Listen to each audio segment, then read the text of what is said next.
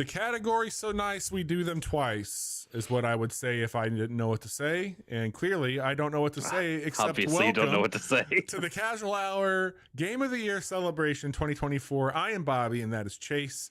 You have found the 403rd episode of the Casual So many Hour. episodes. That's so many episodes. It's so many episodes. And Chase, what if I told you there were more games tonight to discuss than episodes we've had? Would you believe I don't me? believe it. I don't believe it for a second. That is a false statement by me. But we do have a lot of games to talk about, though. We did. We flipped over the record. You're good and drunk by this point in time if you've been listening to us. There's already 2 hours of Game of the Year content you consume, so you are wasted. And I might be good and drunk right now. We're going to take you to Taco Bell at this point in time. Yeah, we should, listen. We got 2 hours to get into it, so go get yourself a drink if you want to. Here's what we're going to do tonight, though. We are going to talk about the best debut, and that is a game, Chase. Keep me honest here. It cannot be a known quantity. That means that it can't be Star Wars Legos. It can't be...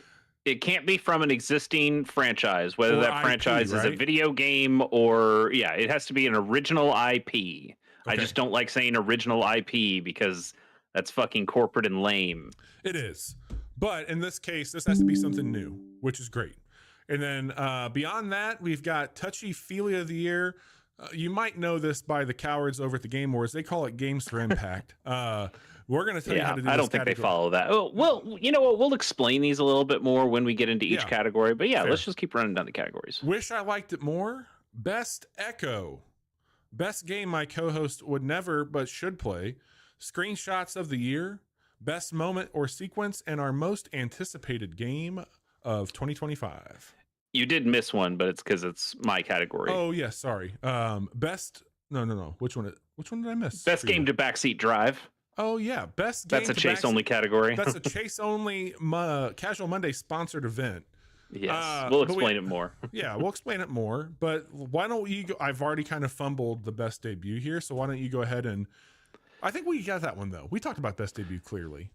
Yeah. I mean, we're trying to reward originality, and this isn't necessarily the most original game. Like, you don't have to be an experimental fucking crazy thing, but we have so many fucking sequels and remasters and remakes and people, adaptations. It gets boring a little bit, right? Hang on, pause. What? Did we miss a category this year? Did we not have biggest overachiever? I think we cut it. I think we might have cut it. Okay, we cut that one then. We might have cut that one. Fair. We can have it. We can have it if you want. No. Best debut. I was gonna say, like, sometimes biggest overachiever kind of blurs the line with best debut, and so I think this is what we land. But yeah. Well, yeah, it's tough. It's tough because best debut has these kind of self-imposed rules on it that it has to be a very specific game, and something you get with best debut is that you had no expectations of a game because it's kind of the first game. Generally. Whereas overachiever was, hey, I thought this game was going to be bad, or I thought this game was going to just be okay, or I even thought this game was going to be good, and it like knocked your socks off to the point where it blew past your expectations. So those are a little bit different. It's splitting hairs in some sense, but yeah, best debut, we kind of just put these arbitrary rules around so we could celebrate the originality of video games. Like, I want to put a spotlight on cool new games. They don't have to be indie titles, but you're going to find that a lot of them are, because that's where the space where a lot of original thinking is happening. But it gets a little tired to try to put the next Forza game in every fucking category, right? So like, it's nice to have a category where it's like, this is for the cool new people, cool new shit. I wasn't going to talk about it, but I'll go ahead and just plug it. I've been working on a little something that I was going to present to you in the new year, Chase. I saw a statistic that the 60% of all games, like gameplay, I think is the way I would say that, is tied to 6 video games. And a lot of those games, I believe, on top of that, are like 6 to 7 years old. And so you've got some games as service now, and you've got what I would call like the AAA kind of slice of life that they try to build. So yeah, to your point, we have a lot of games that are taking risk and trying new shit that are typically smaller, crowdsourced sometimes. Like securing funding's difficult right now unless you're trying to make one of those bullshits. But anyway, and there are. Let me look through this list. I thought there were some bigger games on here. Yeah. Well, there's at least one huge game on this list. But that's not to say that. It's not to say that you can't be a AAA game and be on. Then 100%. Yeah. Do you want to run down the list completely? I do. Let's do this. You want to read this list? I'm happy to. Yes. So we have in alphabetical order: Animal Well, Arco, Balatro, Black Myth Wukong, Children of the Sun, Crypt Master, Dungeons of Hinterberg, Flock, I Am Your Beast, Kunitsigami, Path of the Goddess. Oh, that's why you wanted me to read it, because I'm the only one who can say that name. I've got that one down pretty good. Pacific Drive, Satisfactory 1.0, Summer House, Tactical Breach Wizards, Thank Goodness You're Here, The Planet Crafter, Uncle Chop's Rocket Shop, Unicorn Overlord, and V Rising. That's some good video games. Yeah. Also, we mentioned it on our first episode on Monday, but I guess we can re-mention it here. We're not arguing about this. Bobby has a list, I have a list, and if we match up, we can have like a channel winner. Yep. But we're not doing it like we did in years past, because now there's just two of us, and it would be kind of silly to have one person argue one thing, one person argue the other. We can disagree, like, hey, I wouldn't pick that, but I can tell Bobby, like, V Rising's a little weird on this list because that game's been out for a while. We talked about it on shows in the past. We've talked about it on Game of the Years of the past, but also Bobby can go, fuck off, it's not your list. And I'll go, I guess you're right. It hit 1.0. So when we talked about it, it was early access. That's true. As did Satisfactory. I don't think I have anything on my list this year that is early access. I mean, I certainly played a lot of those, but I don't have anything here. The other thing I'll just call out really quick. This is the time of the show where we'll let you know this episode in particular, we're gonna have a lot of spoiler talk. That is very true. So just know that we're gonna be talking about a lot of video games and a lot of specifics in those games. And we would love for you to be here. But if you want to play a game, go play it and come back and listen to our thoughts on it after you've had your own. Bobby, let me ask you a question before we start going down our nominees, or which games are like actually winners for us here. I don't see Pal World on this list. Is Pal World in early access still? They're still adding content to that. Yep. Okay. Yep. So my thought was like maybe it was just too much like Pokemon. Like they just stole everything. No. So we can't really. It's not really a debut. You just stole all your shit. That's a good burn. But no, they actually just announced at the Game Awards, and I think it's out right now. I believe their largest expansion yet to it, but let me double check here. I think everything I have on here is actually out. I'm pretty sure. Yeah. So anything like V Rising and Satisfactory, we've certainly talked a lot about on the show, but they both hit 1.0 in 2024. Yeah, and I think that's perfectly fine. Not that these are our favorites, exactly, our personal favorites, but I do think it's interesting that both of us nominated Animal Well, both of us nominated Balatro, both of us nominated Children of the Sun, and Thank Goodness You're Here. Like those games we had in common that we both like. They might not be our favorites, but it was cool that we both felt strongly about all those games. Yeah, man. I mean, look, there's a few of these that I think a lot about, like on a debut. There's some surprise element to it also, like this thing came out and really stuck the landing, or this thing kind of came out of nowhere and pushed some shit out of its way. And I know that like in the past, we've used other categories to kind of encapsulate that. But ultimately, when I think about this and we start to look at these games, especially the ones that you and I have overlap on, it's clear to me that they had an impression not only on this list, but these are games that like have come up quite a bit this year. And some of these games have been out for the better part of the year, which is pretty remarkable at the pace that we were playing. I think that you said that you played like how many new games on your Switch? New games on the Switch? Or just like how? I mean, you had like a lot of games between. Yeah, I had 42 games finished total, and I think it was 33 on the Switch, or 25. I can't remember. Nintendo just gave me my year in review. I just read it and already forgot about it. And I think it's like difficult at the rate that you and I play games is how much we talk about games to like kind of be impressed and like to have a surprise even with some of these things when they debut. So yeah, you've got some on here, and I certainly thought a couple weeks ago very differently about this list than I do now. But yeah. Bobby, similar to Best Style, because this is such a large list of things, Mhm. and each of us are going to have a winner. Um, I would like to hear kind of some runner-ups. If you have some honorable mentions, hey, this wasn't quite my number one, but these are a couple games I wanted to shout out. Yeah. What from this list would be kind of your runners up in this A category? couple runners up for you would absolutely be Tactical Breach Wizards. I think that was such a fun game, really cool. Love the overall vibe of it, and it's a great tactics game. Pacific Drive is another one for me that just kind of came out and hit a fucking chord and a mood and just tonally really resonated with me. I don't think it's gonna win for me, but I think Thank Goodness You're Here had just like you fell in love with that. I mean that game just like got me so hard, and it got you so hard that you're like, Chase, is this the one you like cashed in your chip for? This is the one. Yes, that's right.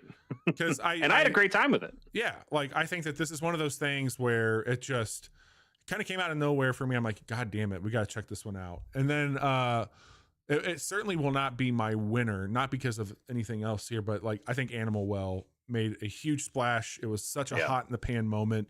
Then it didn't quite get to the temperature I thought it would, but there for a minute I thought we had a potential Donkey Kong kill screen with this thing. Like it was really taking off in a way where I was like, cool, this is going to be the indie darling for a very long time. And then it just kind of stopped. So, well, then other indie darlings came out that were indier and darlinger. Yeah. And that's so unfair because I think Animal Well is a great game. We mentioned this on day one, or I mentioned this on day one. This isn't my genre of choice. I don't love Metroidvania style games. This was getting me by pure vibes. And it's a vibes game. It did really well, and I think the gameplay is in it really good. Gameplay that it is in it is really good. It's just not my kind of gameplay, and yet I still found a way through and finished it because I was enjoying the package so much. Absolutely. So I do want to give Animal Well its props. It ends up kind of like being my fourth place on here, which to your point. At one point in the year, I was like, "There's nothing that could possibly beat this for like a best debut." And then a number of other games came in and went like, "No, I think we're a little better." Yeah, man. Yeah. Well, walk me through what you got here. Like Animal Wells being on number 4, but so you haven't said your number 1, right? No. Okay, yeah. So I'll run through a couple of my runner-ups. I did runner-ups. That's it. Like I'll probably have a few that I'll talk about, but yeah, I'm not sharing yet. Sounds good. Animal Well is in that kind of fourth position for me. Unicorn Overlord was a big deal for me. Shit. I really love Vanillaware games. I've enjoyed all the ones that I've played, and this one no different. And I really liked the turn-based tactical style. Yeah. I think they found a really interesting mechanical groove in this one, and so I had a great time with the game, and I played a lot of it. And it ended up being one of my favorites. Awesome. This might be a little surprising to you, Bobby. Balatro is a runner-up. It's a runner-up. Balatro, fantastic video game. I'm sure we'll talk more about Balatro in other categories, and maybe you might even talk about it a little bit later. Yeah, I think the more I'm coming to some realizations here is that I don't know if we are quite as in tandem on this one as I thought we once were. Yeah. But that's okay. I think it's gonna be very exciting. Yeah. So what's your number 1, Bobby? What's your winner here for best debut? For best debut, Uncle Chop's Rocket Shop. Ooh, hell yeah, dude! I got a run beat tonight for the first time. Nice. And there's so much that happens. Like it's different than I thought at times, but there's multiple, like there's somebody's like, I've got 30 hours and I have not seen the bottom of Uncle Chop's yet. And I was like, Jesus Christ. All right, give it to me. But I got one of the endings, and I don't know how to process what happened in it yet, but this is the reason I think, like, there's certainly games on here that are probably more deserving, I think, from the time I've put into it so far. But what I will tell you is it's possible that this is your game of the year and I just don't know it yet. But yeah, like I think you might be able to say there's there's better games that debuted this year. It's a really weird like way. This is kind of our way of going like, oh, best game direction goes to this, but best game goes to this. Like we are kind of, it's this thing, man. It's literally me opening up a note that you prepared, me looking at like what I knew was coming and being like, okay, that's there. And then I go, all right, what else did he add onto it? What other bullshit did Chase add that I'm not going to like? And then I click in on it and I'm like, hang on a second, what is this? And I was like, oh, that looks kind of fun. And then we talked more about it. The fucking ride that has happened from when that game came out of nowhere to the absolute stranglehold that it's put me in since I found it via you. Unlike anything in recent years. Like I have not had something come in that I had no clue about. Maybe Hi-Fi Rush at like the Xbox thing. It's like, oh, this, I had no idea they were doing it. But this is something that even now, like people aren't really talking about. And like even now, if I go to like find like, okay, what did they do here? I'm like, I can't find shit. I should be making content for this game because I think I could probably catch a fucking market. You could be the #1 Uncle Chop's Rocket Shop streamer in the world. #1 baby boy. I love, like, this has become such a stop the presses moment of like a game that came out in basically mid-December and now it's running away with a bunch of your awards. This is so great. I love this story. I love this story for Uncle you. I love this story for that video game. Well, you gotta love Uncle Chops. It's just honesty, you know? It's just honest pureness. It's so good. But there's certainly games I adored this year that we'll talk later about, but this would have been my biggest overachiever with a bullet. And this is the most flowers I'll probably be able to like give it in a category this year, I think.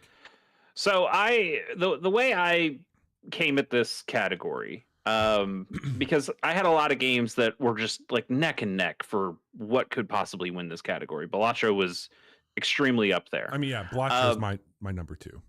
And my justification for why I didn't pick Balatro here is I kind of tried to like justify it in my mind of, well, best debut, I'd like to see like maybe it's like the best game or like the game that I would want to see more of, or like I can't wait for a sequel. I can't wait to see what they build upon with this. And Balatro, even though it has gotten some DLC stuff, it does feel like a game, you know, we've seen lots of these roguelike kind of games where you don't really want a sequel to them, like, or you get a sequel and you hope that it's really different, like a Risk of Rain. Like I'm scared about a game like Slay the Spire 2 because I have Slay the Spire. I know what Slay the Spire is. Like if Slay the Spire 2 is just the same video game over again. I didn't really like Spelunky 2 that much. So I don't think I would necessarily love a Balatro 2 because I just have Balatro and I think Balatro is fantastic.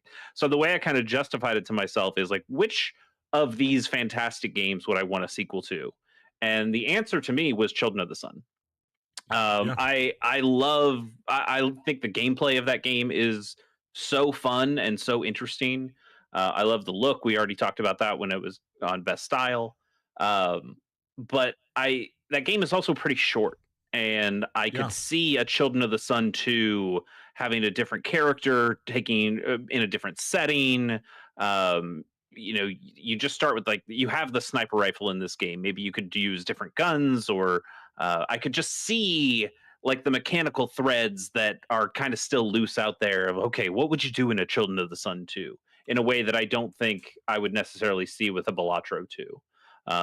You know, what would Balatro 2 be dice instead of cards? Like like, okay, it could be, but we also have plenty of dice roguelike games out there that I've played and enjoyed too. Do you think there's anything here, like, not to put you on the spot, but I know that you tend to become a bit more critical of things as they grow in popularity? It's possible. Hey, it's certainly possible that, you know, one of these games was mentioned at the Game Awards and one of them was not, you know? Is there any, and Children of the Sun is kind of my like, Children of the Sun's like kind of my perfect little child who's also fucked up and killing a cult leader. Yeah, I mean, it's a fantastic. I knew it had a really strong impact on you, and I can totally see. Like, I think it has. You fell for Super Hot. Like, I think it's one of the only things that's made you put a VR headset on. And I don't know what I would call that genre. I wouldn't say it's the only thing, but it's definitely the best thing I've played in VR. I don't quite know what I like. Those two are like they could be an A and B side to a record as far as I'm concerned. Like, Mm. And I see a lot of the thread that, like, if you like this, you will love this. Like, I think that's a fair thing to say. Yeah. But to your point, I mean, like, I think Balatro, like the same way that like Satisfactory is a game I adore beyond belief, but to your point, even what we talked about, I've played so much of it that it feels weird to say it's debuting, because Sure. it's been out, as you mentioned. I've been playing this for literal years, but this year is the year that like I can officially do things with it. So I felt like I had to put it on here, but it doesn't really feel like a debut to me. It feels like a revisit or an old friend at this point.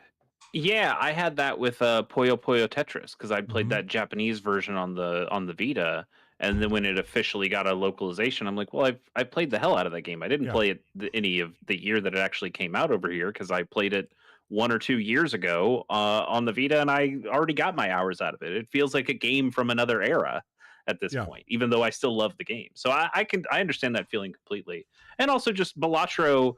Balatro is the game that I would recommend to people more, because it's just such an easy pick up and play. Everybody's going to love this. It's a real crowd pleaser. It's Whereas the game Children of the plays. Sun is difficult. Not necessarily in combat, although it does have some challenge in there. But like, it is difficult. Sure. Yeah, it is difficult content to enjoy.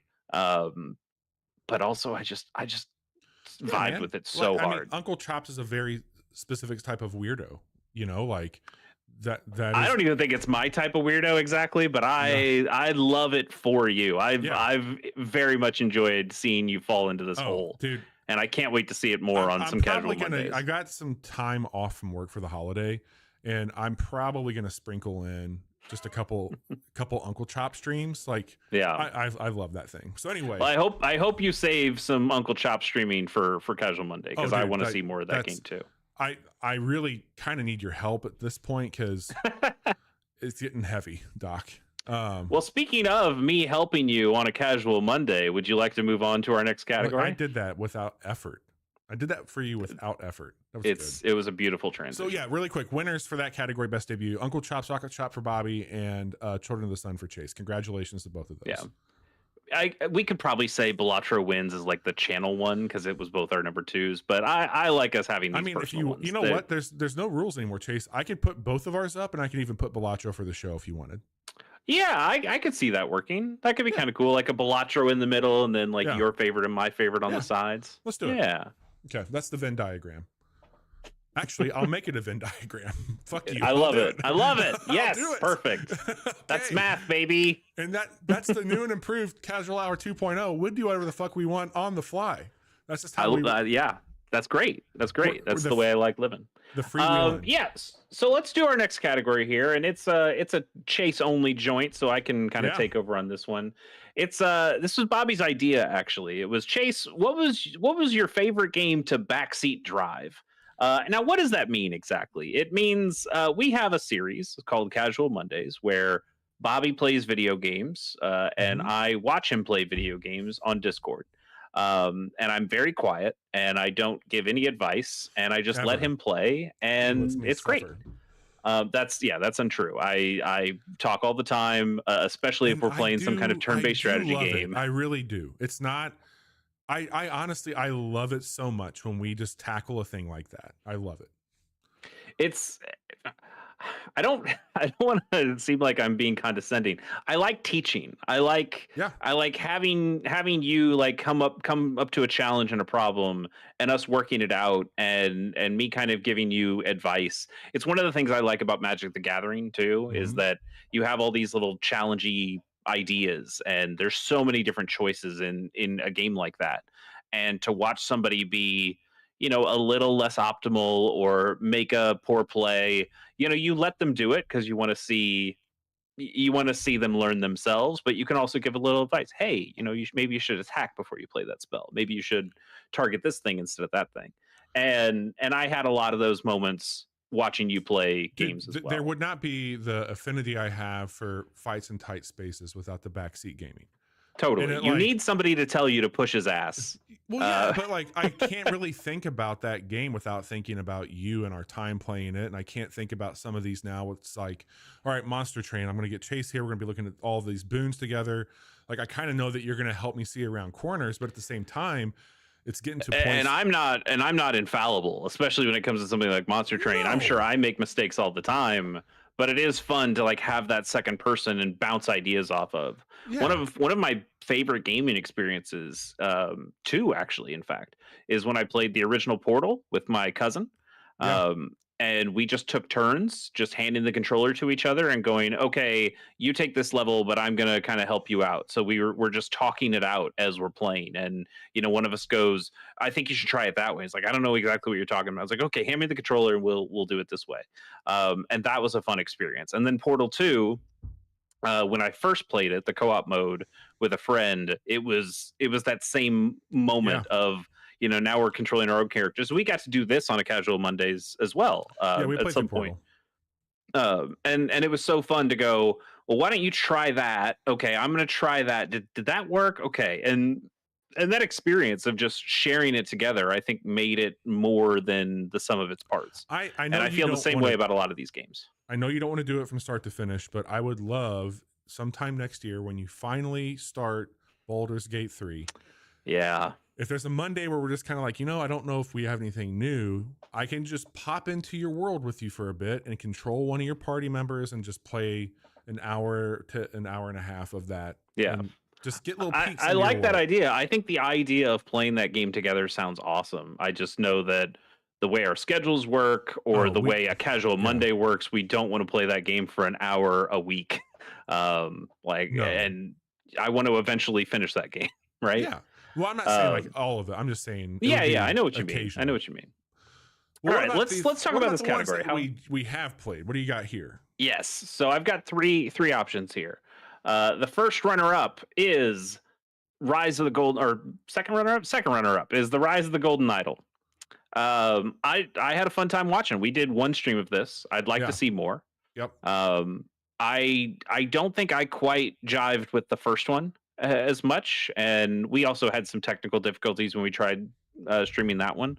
Totally. But the second game, I really enjoyed that stream. That was kind of you got to kind of turn it around on me. Of, hey, what do you Chase, think? I've already played these levels. What do you think it's right? And so I kind of like you placated my backseat driving. Yeah. And I think we had a good time. So I would like to see more of that game. I could even see myself picking that one up. But I did enjoy playing it with you in that way. I'm pretty sure you brought this up already on stream, so I'll say it again. We are absolutely going to do a series next year for Rise of the Obra Dinn. That is going to be something that we play through on a Monday, and so maybe in the same vein, I'll finish because I haven't finished this game. Maybe I can finish it with you. I don't think it's terribly long. We could probably knock it out. We could knock it out if we did it a few months, like just 1 or 2 Mondays a month. I don't even think it takes us a few months. I think it would be, a month or two. Return to the Obra Dinn, by the way, not Rise. Oh, shit. Sorry. You're good. First runner up, Buckshot Roulette. Bobby, I didn't like this game. I didn't like that you did this to me. I don't like this video game at all. Yeah. But I got to admit, it was a good stream. Absolutely. Saw it off. Also, fuck that game. Yeah, this was like, I didn't know a whole lot about it. I was like, oh, this is going to be like kind of an Inscription like. And all of a sudden we get into this. It kind of is, but also it's kind of not. Yeah, I think it's a little bit of both, but 100%, man. Like that was a wild, we only did one stream and that's probably enough for the both of us. Oh yeah, I don't want to do that anymore, but that one stream was a hell of a thing. Yes, it was. And I hated that I started to understand the game and was trying to give you advice, but also knowing that everything here was fucked up and I didn't want any of the stuff to happen. Yeah. So that did leave an impression on me where I had to put it here. But number one with a bullet, Balatro for sure. Yeah. We did a number of streams with Balatro. We got to talk. I got to talk about card strategy. You know how much I love talking about card strategy. I think we had so many great moments when we were playing that game. I almost had my first win with you. Like we were going to use the seed, and I ended up making that critical error at the end of the. Oh my God, you gave And me I a was lot of so grief. close to using that seed in my game, and then I just ended up beating Yeah, my first run, like on the next run that I played, and went, well, I guess I don't need that seed. totally. But man, what a time that was. It's fun. I had a fantastic time with Balatro. As I said earlier, it's a game that I think you could basically share with anybody. Apparently, unless they're under 18, and then oh my God, gambling, right? It is the game. Like when I look at that list up there for debut, like if there was one person who's like, I only play Unicorn Overlord, I'm like, yeah, you'd like Balatro though.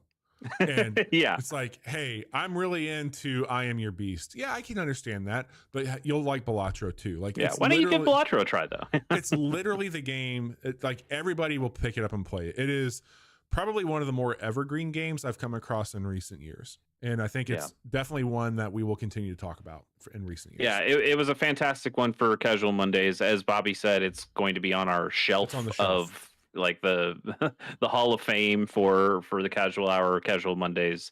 So it's one I'm sure we will return to a number of times. But it was also a whole lot of fun to look at cards and to tell you, oh, you should discard these, or make that 2-pair, or pick up that planet, and that was absolutely the best game to backseat drive. Totally. Honorable mention goes to what was that fucking typing game that you played that we talked about on Monday? Crit Master. Crit Master. That's right. I would give that one an honorable mention. Fuck yeah. Definitely Balatro is the winner there. I'm looking at the note, Chase, really quick for this next category, and I think that there's certain ones that have gotten merged into it. Does it look weird to you? There are some games that I definitely would not say give me 1 second here. Okay. I just want to check one thing out here. Yeah, that's not right. No, I think that might be from a different category. It is, but I just double checked it and it's pulling from the right one. So let's do this. Why don't you just run down your games when we get into this, and then I'll run down my games. I've got my personal ones on a separate list here. This next category is going to be our touchy-feely of the year. This is a category in the past where we've kind of attributed to like, hey, the game that got you through 2020. That was when we talked a little bit about like some games that got us through a tough time, but also games that I think approach subject matter that can make us feel the most things. Like that used to be what we called it, the game that made us feel the most. And this is, like I think the game that probably inspires this one for me is like a Florence, is where I think like I think that was like the real like high watermark for a category like this. I mean, our problem, we've talked about the Game Awards a couple times. They have their Game for Impact, which I think they're very nebulous on what the hell that means. They talk about like a game for social change, but then they put games that don't really have like a social message exactly and are just kind of emotional games. We've also seen games, we've seen like the rise of the Wholesome Games Direct, which I think fits in here in some way, but I don't necessarily think a game has to be wholesome to be our touchy-feely. It's really just like what game had an emotional impact on you this year. And I think you can define that in lots of different ways.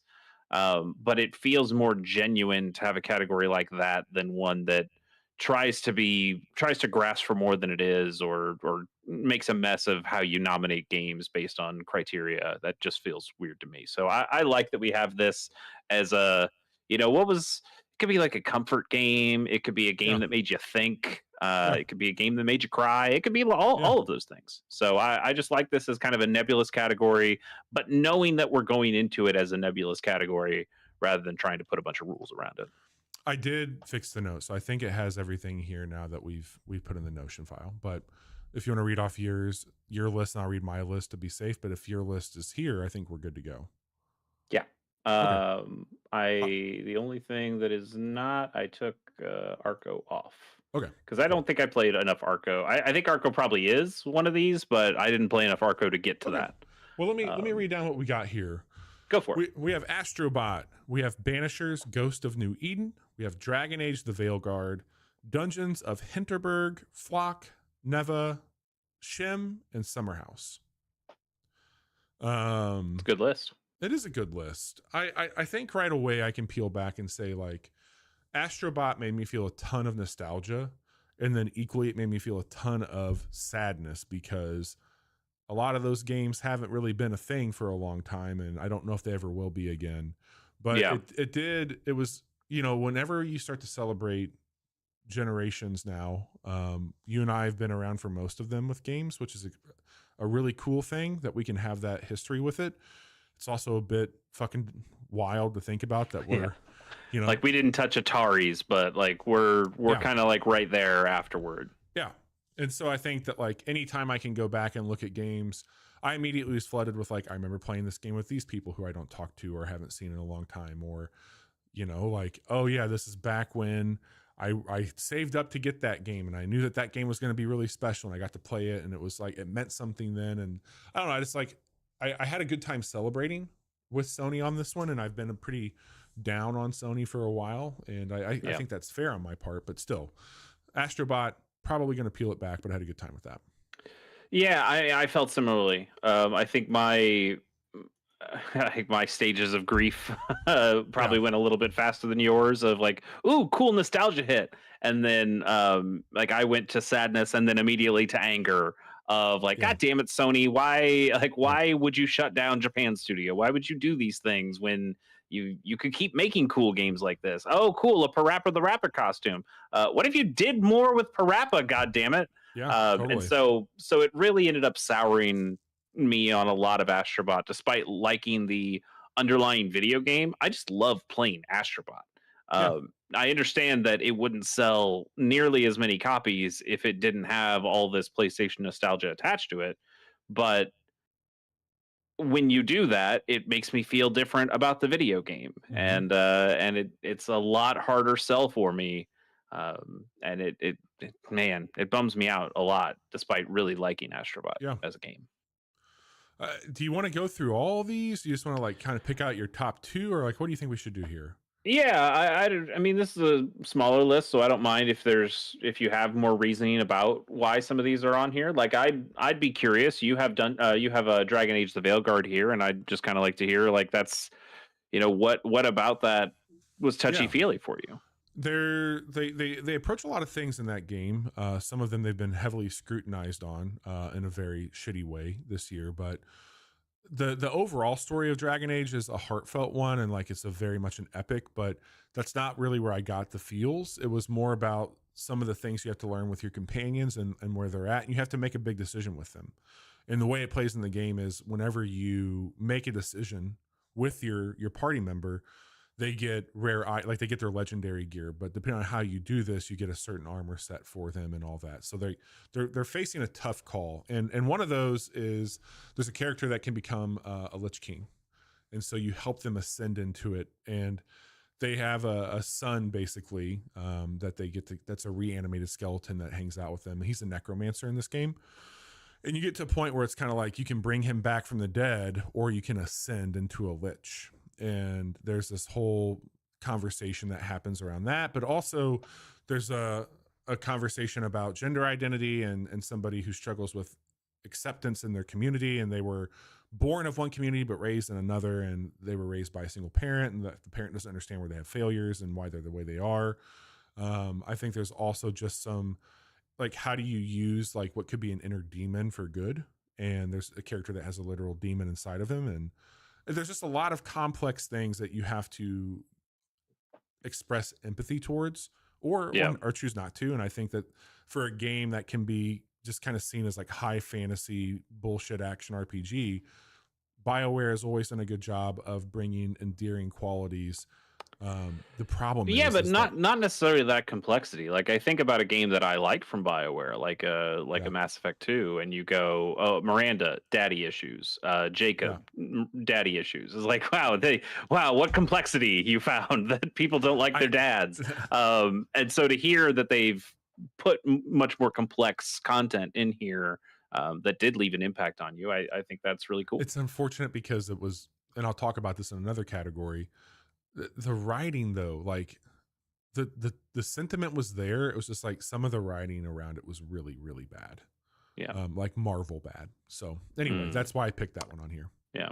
Oh, Thane a daddy with issues. Like Yes. he's leaving daddy issues for his kid. Yeah. Yep. Man, Mass Effect 2 is really just about how dads fuck up people, right? Yeah.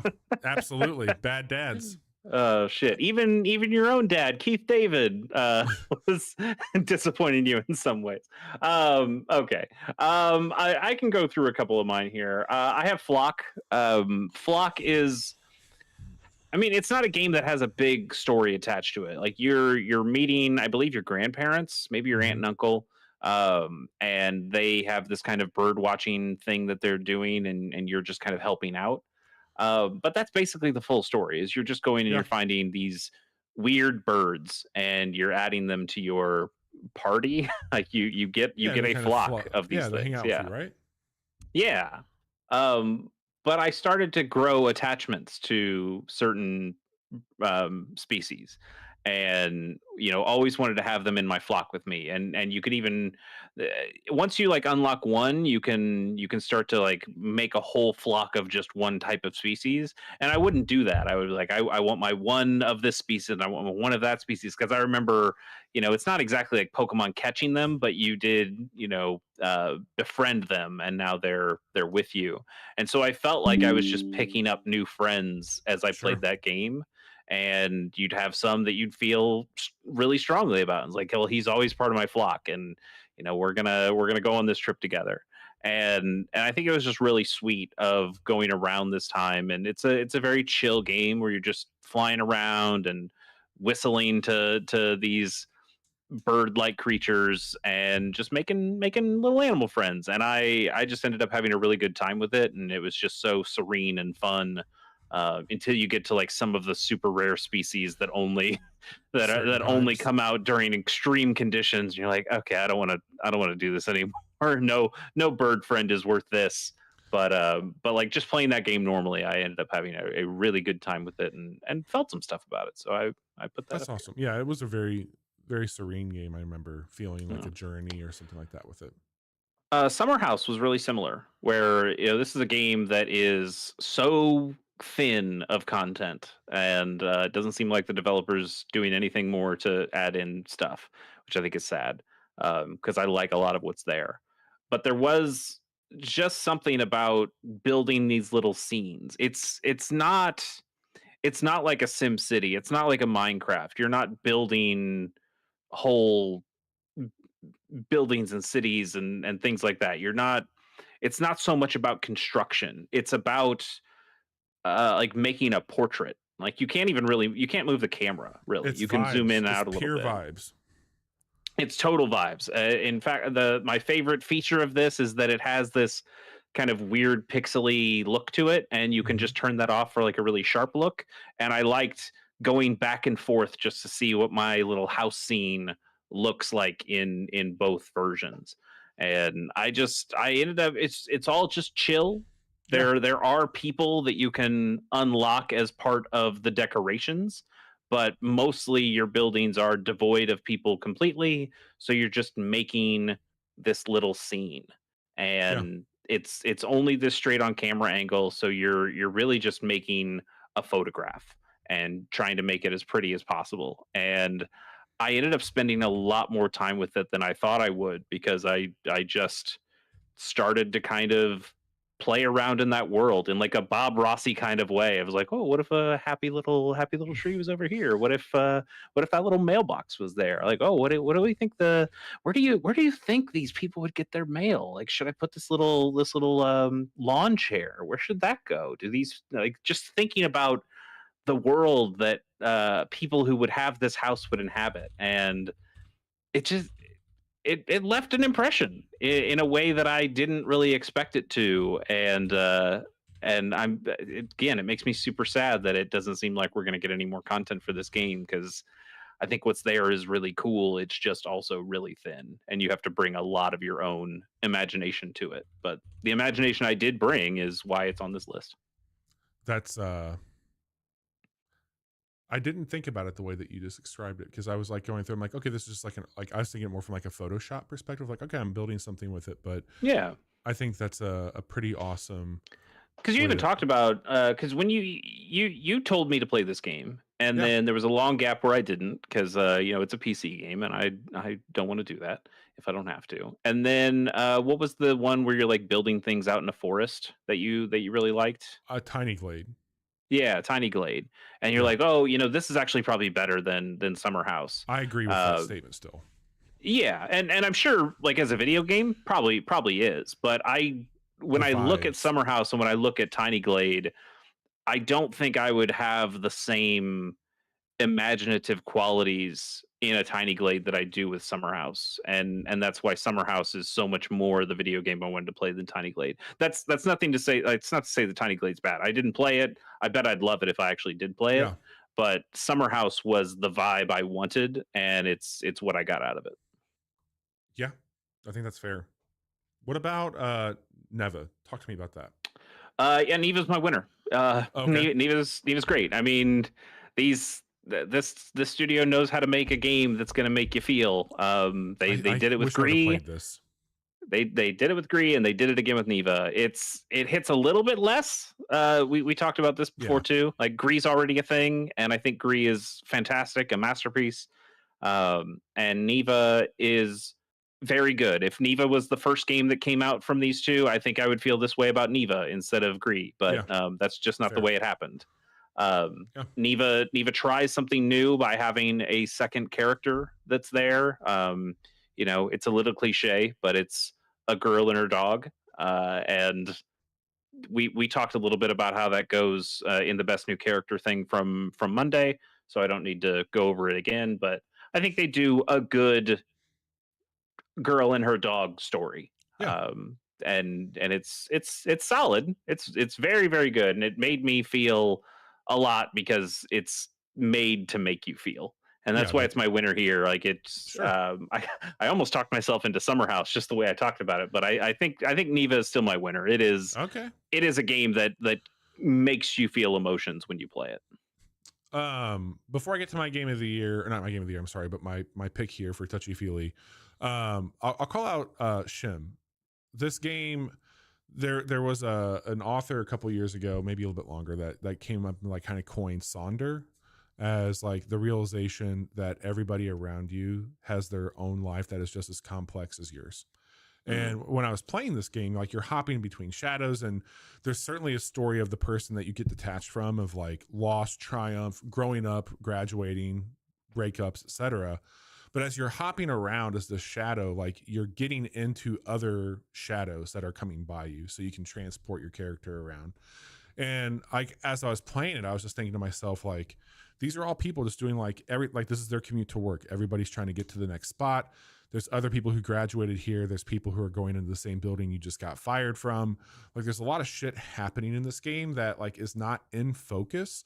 But as you're this little set of eyes going shadow to shadow, you are bumping into people's lives for moments where you get to go around and kind of experience it and see what their life is doing. Like, where were they driving? I just only had to get across the street. What was this person doing that took me on that ride? And like, I had these thoughts of just like, every day we encounter people that we don't even fucking engage with, and we just pass by and they're going through their own worries of life at the time. So that game made me really reflect on that topic, and I enjoyed that quite a bit. Yeah, I was surprised at how much it actually brought to the table, because it does just Yeah. feel like, oh, it's kind of like a Frogger in a way, where you're just bouncing from thing to thing.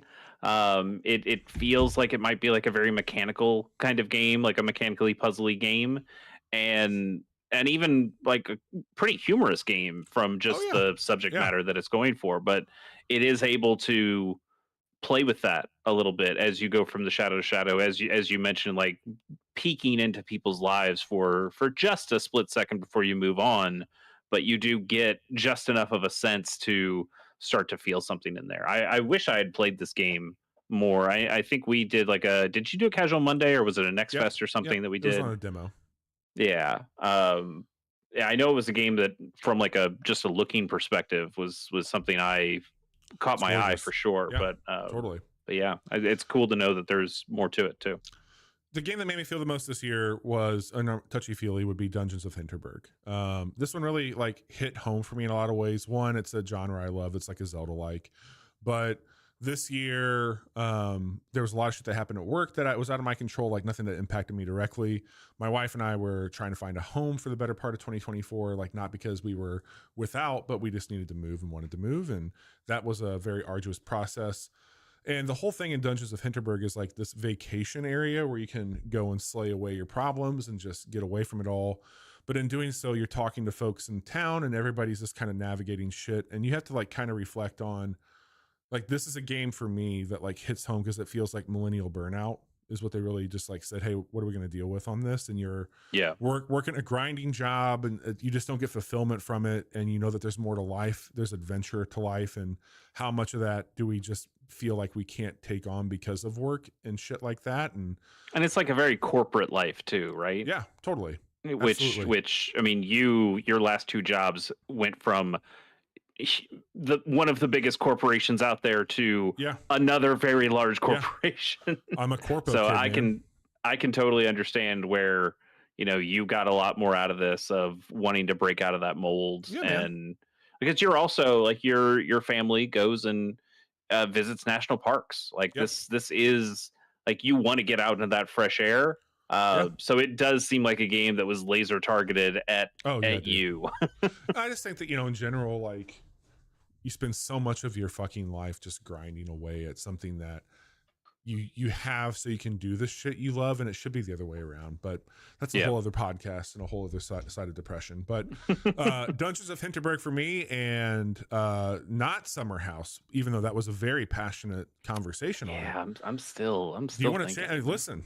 I mean, that was a very compelling conversation. Yeah, okay, let's do it. Let's do it. That's the punk rock choice is Summer House. Summer House and Dungeons of Hinterberg, congratulations for being the most touchy-feely games of the year for Chase and Bobby. And then there's games, Chase, that, you know, we wish it made us feel a lot of things, especially not regret or remorse.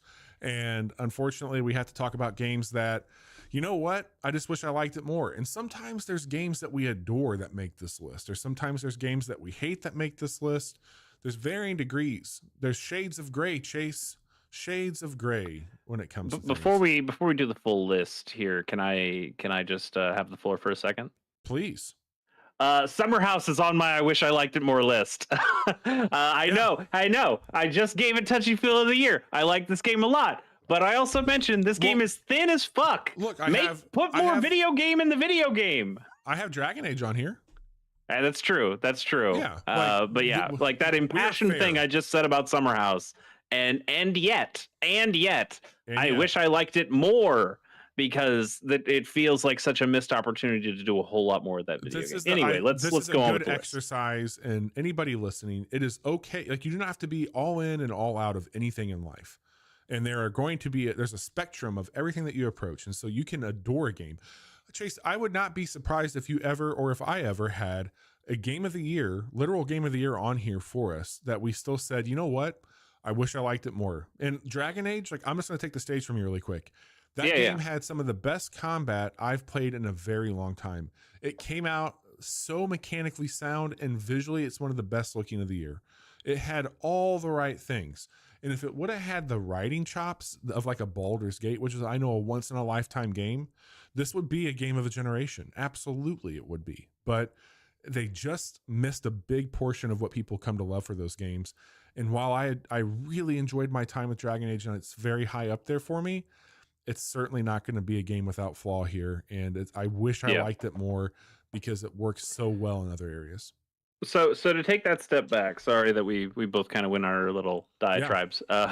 But this isn't worst game. This isn't the worst game of the year. This isn't the game we hated the most. As Bobby said, there are games that we really like on this list. It's because we didn't want to be that negative with this category. We've seen games like that, and there's all sorts of games, shovelware garbage, that we just didn't play because it's shovelware garbage. And I think every game on this list is better. The biggest disappointment that was a bit more drag it through the mud at one point in our career. Yeah, absolutely. But for the most part, like, we want to love video games. Like, we paid good money for these things. Yeah. We would like to like them, and it could be like, hey, we see a kernel of something that is really special here, and we wish that the rest of the game lived up to those I think same that's fair. standards. Yeah. So that's really where this category came from. It's how we feel about it. There are some games that we're extremely frustrated about on this list, and yet there are things that we still like about them that have them make this list. And there's some justifications on why some games are here and why some aren't. I'll tell you one game that is not on this list. I'm surprised that you didn't nominate it. I know why I didn't nominate it, but I considered it. Um, Final Fantasy VII Rebirth. It's on here. It is? Yeah. Oh, it is. Never mind. All Yeah. right, we'll just talk about it when it comes up. Yeah, it's on. Oh, trust me, it's on here. I just can't read. It's fine. It's on here for sure. Why don't you go ahead and read the rest of the list, though? Like, do you mind taking this one? Sure, yeah. We have 1,000 Times Resist. We have Dragon Age the Veilguard. Aedan Chronicles 100 Hero. Aedan Chronicle 100 Heroes. I already don't like it. I wish I liked the name. Plural. I missed the plurals on that. Final Fantasy VII Rebirth, which I can read now. Harold Halibut, Homeworld 3, Metal Slug Tactics, Metaphor ReFantazio, Skull and Bones, Star Wars Outlaws, Summer House, and Warhammer 40k Space Marine 2. Did Harold Halibut come out this year? It did. Okay. Wow, man. I feel like that came. That is a game that was. It looked so beautiful. That was the whole handcrafted. Yeah, I remember you digging it. We were like I was super high on what it looked like. I've been following it for a bit, and then it was just a point and click. Very like you could tell where they spent their money, and I know a lot of people worked hard on that game, and it's unfortunate that the narrative and the actual gameplay didn't match how good it looked. So yeah. That's why that's on here for me. It's just I think all in all that game had a lot of potential to be great, but here we are. I'll go ahead and just I'm going to knock off a few of these really quick for you, Chase. Great Warhammer. This is a game that you just got to have people to play with, and I just don't have a lot of people that play this one, and it's meant they have AI in it. It's just meant for more people, and that's what's going on there. The first game was more single player focused, wasn't it? Yeah. This one's just not as fun without other people there with you. Homeworld 3, I when they announced this, I never played a Homeworld. I thought it looked really, really cool. I saw it come out. I was all ready to get it and give it a shot, and it just came out super hot, and people are saying that. But not super hot. Not super hot. If it came out super hot, it wouldn't be on this list, So I think what I'll end up doing is I ended up finding an older, I think I got Homeworld 2 for a pretty good price. I'm gonna just check it out and see if it's something I like. Sure. Yeah, Homeworld 3 is on there, and then Skull and Bones. I don't know if I wish I liked it more, but I think it's what I'll tell you is I thought you were going to get basically Assassin's Creed Black Flag without the assassins in it, and you literally never leave the boat, and it's so stupid. And I think it's just another check mark this year. This has probably been, I think, one of the worst years Ubisoft has ever had. Especially for a game that has been so long in development, and yes. Yeah. And hey, again, I think I mentioned this on Monday too. We're not game developers. We don't know everything that goes into making a video game. But like you said, they made Skull and Bones because the ship combat, the ship stuff in Assassin's Creed Black Flag was so good and people liked it. And the whole pitch for Skull and Bones is well, what if we just made that? What if we just made a game of the ship battles? And you're like, great, you basically already made it because it's in Assassin's Creed Black Flag, so it won't take you very long, right? And then it took them an extremely long time to make a game that's not as good as the ship combat in Assassin's Creed Black Flag, and you're like, what? Why would you do any of this? And it just hit me. I've got 2 games from Ubisoft on this list. I'm not going to talk about Star Wars Outlaws here because I talked about that on Technically Terrible, so go back and listen to the last episode. But yeah, man, this a shit year for them. And I think out of our history on the show, I've been one of the biggest believers in you. I've played all their games. I like the junk foodness, and I'm just tired of it. Yeah. I can knock out a couple of mine as well. I just mentioned Summer House, so I don't need to go through that. I mentioned 1,000 Times Resist on Monday. I didn't vibe. I don't like the way it plays. I don't like the way it looks. I don't like the voice acting. I didn't understand most of the story that I got. I didn't play it for super long, so I didn't get a whole lot of the story. But I just know people like it, and some people I really trust and respect really like that game, and I wish I could see it. I just couldn't. and it makes me feel bad that I didn't. So it made this list. Fair. Let's see, what else do I have here? Metal Slug Tactics. I like this. I like this game. I think this game is actually really cool. I think I like it. Parts of it. It was my most anticipated game of the year. Yep. And I played it, and I think it's fine. I enjoyed it, but it also, we've talked about this with a lot of other roguelike-y kind of games. Am I going to necessarily play this over Into the Breach? And the answer is no. I'm just not. I think there's some cool stuff in here. It's fine for like a session or two. It wasn't exactly the game I wanted it to be. I didn't want it to be a roguelike. I wanted it to be a Fire Emblem. I wanted it to be a story that I progressed through. And it's not that. It wants to be a roguelike, and that's fine. I just didn't really like the roguelike as much. And it just ends up kind of being like a solid game. Chase, like I have to correct you. I hate to do this. You're not going to be too far off of something here. Okay. It was not your most anticipated game of the year. Oh, was it not? It was not. 100 Heroes was. Oh, right. Oh, right. Yeah. Yeah. So anyway, sorry. Yeah, it was. Wasn't it? You're not too far off of this list here, but we might. I just wanted to bring that up and give you a little clarity on this. That is fair. All right. Well, that justifies something else that we'll talk about later. How about now that the surprise is gone? How about I tell you a little bit about a game called Metaphor ReFantazio? Yeah. Bobby, I'm 80 hours into this video game. I am at the ending. I literally this game, right? I love this fucking video game. Yeah. I turned this video game off right before the final boss fight to do this very podcast. And when we finish this podcast, I'm going to go in and I'm going to probably finish that video game. There's probably more video game that I'm not expecting, but I think I'm at the end. All right. I love the combat of Metaphor ReFantazio. I love the characters of Metaphor ReFantazio. Yep. Character of the year, Hulkenberg. Yeah. We've already discussed it. It's fantastic. I love the style, love the look. So shocked that Atlas made a non-Persona game that I enjoy big time so thoroughly on so many levels. Big time. Except one level, and that level is the story, which is fucking stupid. Oh my God, Bobby, this fucking video game is so goddamn dumb. It's very dumb. And I think it's one of those situations where I even tried. So I fired it up tonight. I hadn't played it for a couple weeks. Not because I really wanted to, but I went to this. There's a section in the menu. It's like the story so far. And I was like, all right, let's just see what's going on with the story so far. I'm like, God damn, this is so stupid. But I also wonder, it's just like, and how many hours are you in? I think I'm around 30. Yeah, you haven't even seen half the stupid shit yet. You haven't seen the stupidest shit. And we don't have a least moment. You did tell me, I think I said on like a previous podcast, like I'll save her for least moment. We don't have that. We cut that category. So this is the only place I can really talk about it. I'm going to try not to talk too much about it, but goddamn, there's a couple things I have to talk about. Your character, big spoiler warning for Metaphor ReFantazio. We said there's spoilers for this, like spoilers for video games generally. Here's the real big spoiler warning. Your character is the prince. You know that the whole game is about you waking up the prince. Well, it turns out you're actually the prince. Actually, you're like the soul of the prince who just like... Is this like, are you inside of a coma? Is that what this is?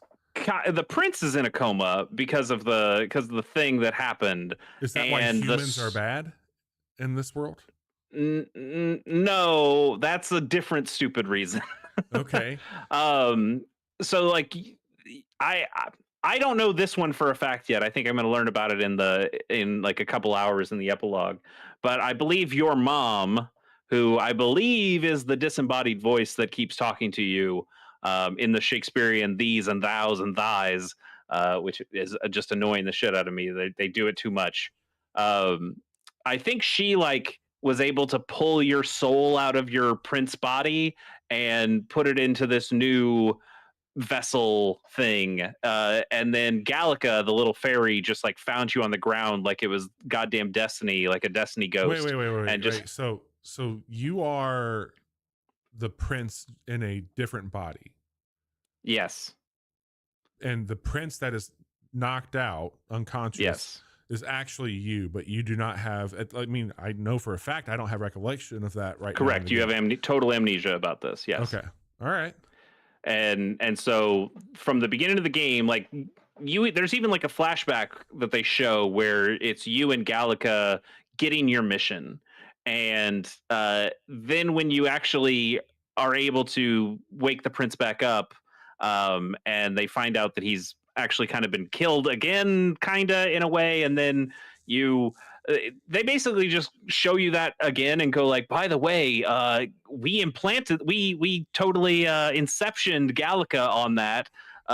You weren't there at all. Like Gallica was the only one who got the mission, and then she just picked you up along the way. It was like, hi, who are you? And I was like, I don't know, I'm a dude. And she's like, great, let's go. You know, I'm not even mad right now, Chase, and here's why. Because like when you said it at first, I was like, God damn it, I wish I didn't know that.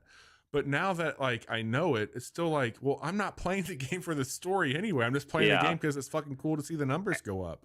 And you absolutely shouldn't play it for the story. There's so many other stupid things. There's like a Planet of the Apes thing that happens where you learn that the world that you're in is actually a long distant future from the world that technically we live, but also like it's a world we live in that also had magic, and that's how the world got destroyed. Yeah, but like, magic in this world is kind of like electricity. Like it's kind of. Do they explain why humans are what they are in this at all? Yes, they do. So what happened was there was a big thrilled.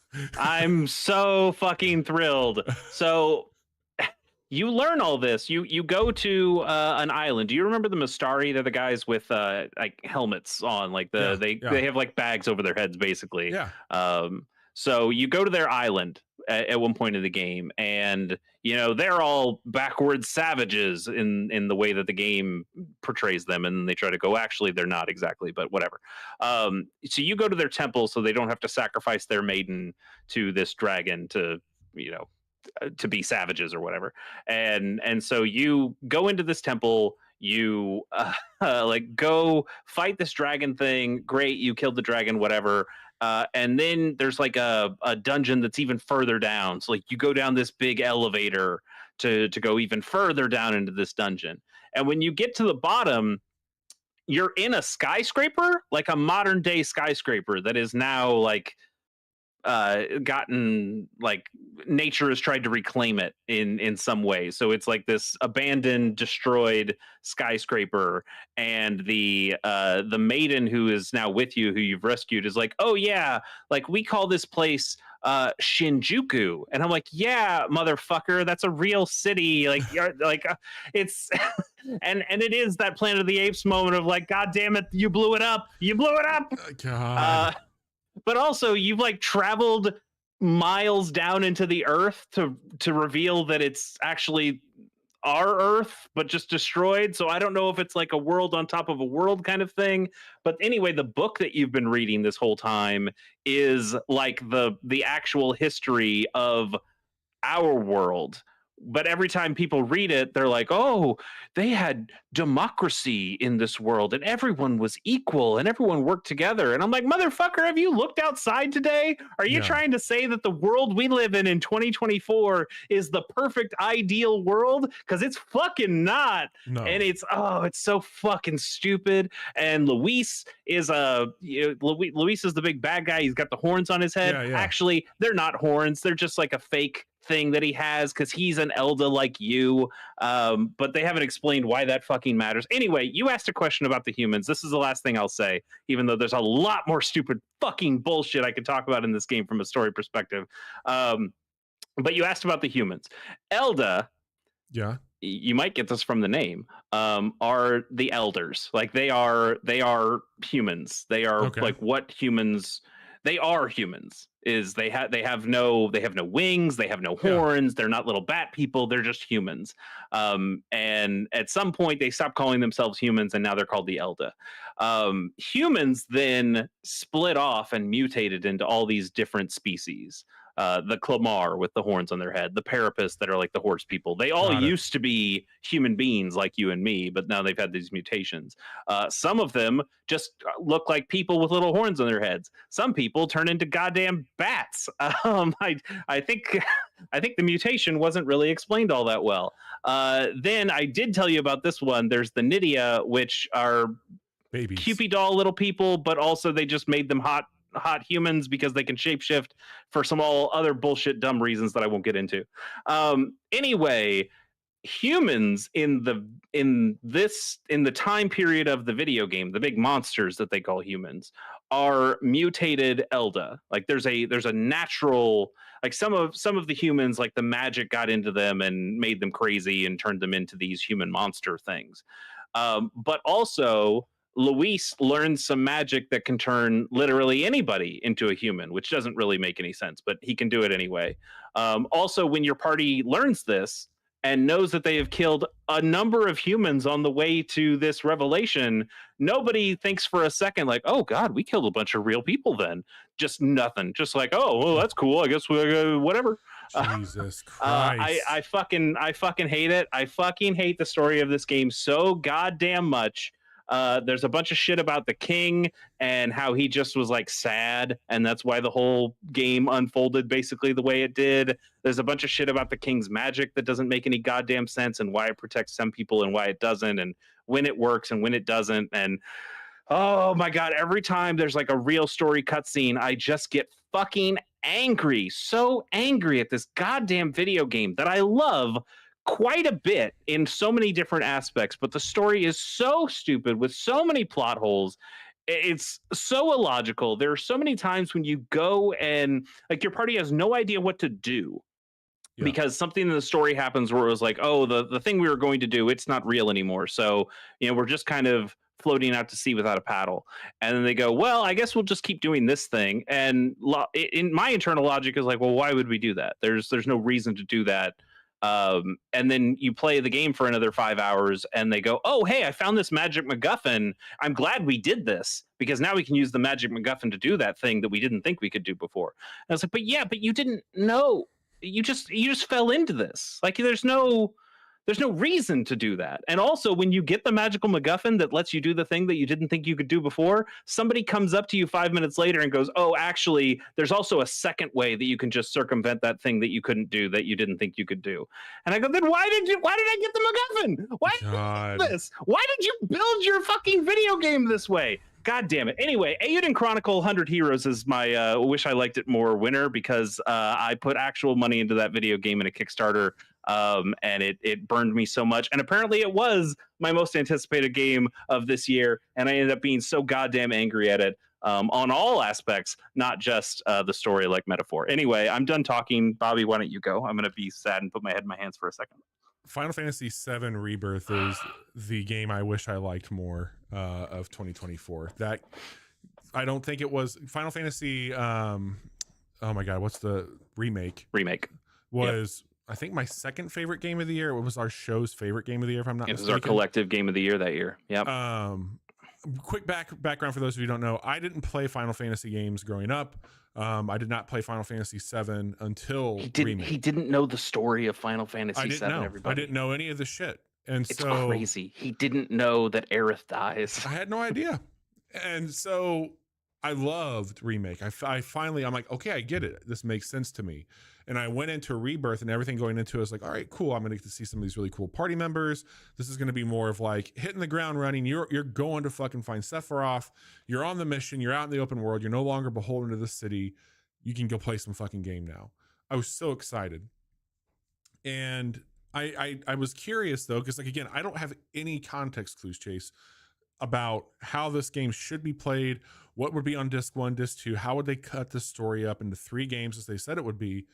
Yeah. But I got to tell you, it hit me pretty quick when I opened the map up on that first world and I was like, oh, there's a lot to do here. And then I was like, well, there's all these fucking mini games.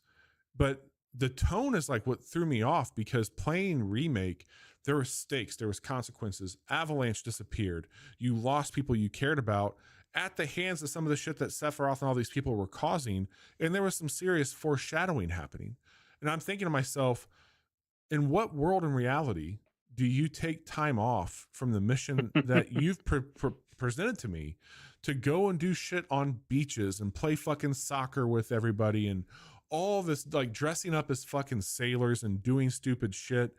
This game, it stretched things to paper thin, and it could have easily removed 40% of the bloat. And if it would have not had all this bullshit that if you, and this is also a me thing, if I see a map with a bunch of icons on it, I'm going to go to all those icons because I will not be able to stop thinking about it if I don't. And so the game makes you do all this bullshit just for what? Like, in every corner that I went around, I was trying to justify a decision that was being made that made no sense to me. And it was so bad that I didn't finish the game. And I know I need to finish the game. I don't think you need to. Honestly, I think just the way you feel, I don't think you need to. I know I talked a lot, but I do want to make a mention here because I didn't put this on my list. And I considered it. I considered it a lot. I did finish this game. I loved the first game a lot. I don't know if it was necessarily my number one, but it was up there for me, and I was very happy that it was our channel's number one that year. I think you had some real disadvantages in. Yeah. I think these games are made for people who already played Final Fantasy VII. I would agree with that.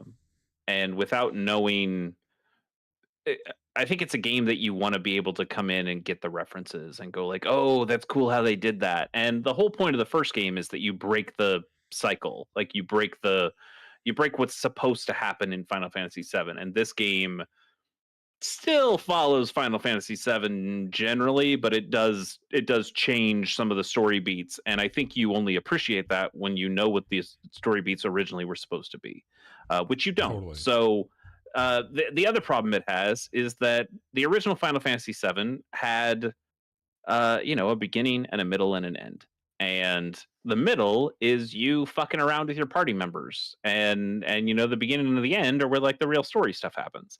And when you split one video game into 3 video games, and your first video game is the beginning of the original game, which has a bunch of impactful story stuff, and I'm sure that the third video game they make is going to be the back half with all the impactful story stuff that you do. The middle game is going to be all the fucking around on the beach and doing your bullshit. Yeah. And so they had to make a full video game about fucking around with your party members. Which isn't what you wanted from a story perspective, and I can understand your frustration on that. Yeah. Totally. I still ended up having a good time with the video game because I liked the combat. I think there's some very good character moments. I think there's some fun with what they do with the story. I think some of the stuff they do with the story is fucking stupid. Maybe not metaphor stupid, but very stupid. But very stupid. And you're right. There are like a bunch of mini games and a lot of extra openy world kind of bullshit that you can do that you don't have to do, but you can do, and some people probably will do, that make it not as sharp of an experience as the first game. And I hope they learn something about it when they make the third. I don't think they will. I think they'll just kind of keep going with where they're going. So it is frustrating, but I think what I came away with it and why it didn't show up on my wish I liked it more list is that I just kind of made peace with it at some point and was just okay with like this is what I got, and that's fine. It's not what I loved, but do I wish I necessarily liked this video game more? I don't know. I think it's okay. And just kind of felt a general malaise about it. But I will admit it's very disappointing to go from one of our favorite games of the year to its sequel being a game that isn't really all that close to my top 10 at all. It's nowhere near. It's not on any. This is the only list it's on for me. It would be in like a top 15 for me, but also I only played 42 video games this year, so it's kind of getting a little bonus on that. But yeah, we wish we liked Eiyuden Chronicles, 100 Heroes, and Final Fantasy VII Rebirth a whole lot more. And Metaphor Refantasio, you were there. Yeah, I mean, I said a lot of my piece about Eiyuden last podcast on the Technically Terrible. Um, I'm feeling some very intense emotions about Metaphor now, but it's because I'm still playing that video game. You got I was just so proximity on it. extremely disappointed about Aiden Chronicle, especially since that's a game that I kickstarted, I believed in for a long while. I love You were Suikoden, talking about it a lot, um, man. and then it came out and it just wasn't what I wanted. I know it had the technical issues, but even if the technical issues weren't there, I think I would still be extremely disappointed in that video game. Well, some good news, Chase. We added another category this year, much like the Joker category for Balatro on our last episode. We have taken some time to recognize the beauty that are echoes from our favorite echoes from The Legend of Zelda Echoes of Wisdom. And each of us are going to bring 5 of our favorites here. And I think there's 127 in the game. So if you don't like what we're saying, there's a lot of other choices out there for you to pick from. But Chase, if it's cool with you, I will run down my list, as it looks like you're getting things ready on your end still. Yep. And I will let you all know. I don't know if this is the order. I've had like a 1 through 5 on mine, but I will let you know. I'll just read mine off, and then we can talk about them if we want to. I've got Bombfish. I've got the Plat Boom. I'm sorry, a Lionel Plat Boom table, of course, and Gwei, which is a bird in the game. Nice. Yeah. Mine are Trampoline. Oh yeah. Water Block. Oh yeah. Moa, which is the little floaty laser eye guy. Flying Tile and Plat Boom. I had Flying Tile for a minute, and then I pulled back. I love Flying Tile. It almost won for me. Like Flying Tile is so fucking good. Like just it's great. It's an enemy I always hated in like Link to the Past and those other Zelda games that you get. They just like, oh, what a fucking bitch of an enemy I didn't like facing. They all just kept flying at you, and you just god damn it. But when you start to get them on your side, and I found so many myriad uses for it that it was like, okay, I can use this as like, those switches that like they'd be blue and you can turn them orange, and then like I use the flying tiles all the time to just shoot one over there to hit this really long range place, because the flying tile can go a long ways. We talked about Animal Well, where it has the disc that you can jump on and you can fly around. I did the exact same thing with the flying disc or the flying tile of just throw one up there, jump right on it, and let's go, baby. I stopped using a horse because I'm like, I could just use the flying tiles if I wanted to go fast somewhere. This is great. Flying tile was so fucking good. It's way up there, and I think that like if I could have a hot bar, I probably would have had these 5 items in my hot bar for most of the game. Well, not the Lionel, because you'll get that at the very end of the game. That's true.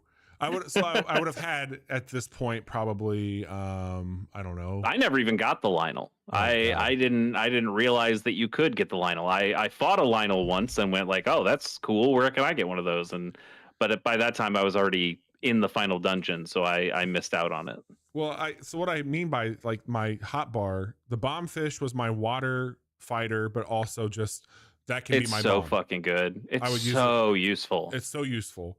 So like that was kind of like, not only was it for water, but that was also to like break into shit, blow things up, get into it, etc. Then I had the Plat Boom, literally like that game, like you could break the game with it. You could cast multiple, absolutely can. And you could literally get to the breaking point of the game. Yep. I would have a fighter type, the Lionel being my favorite fighter type of the game.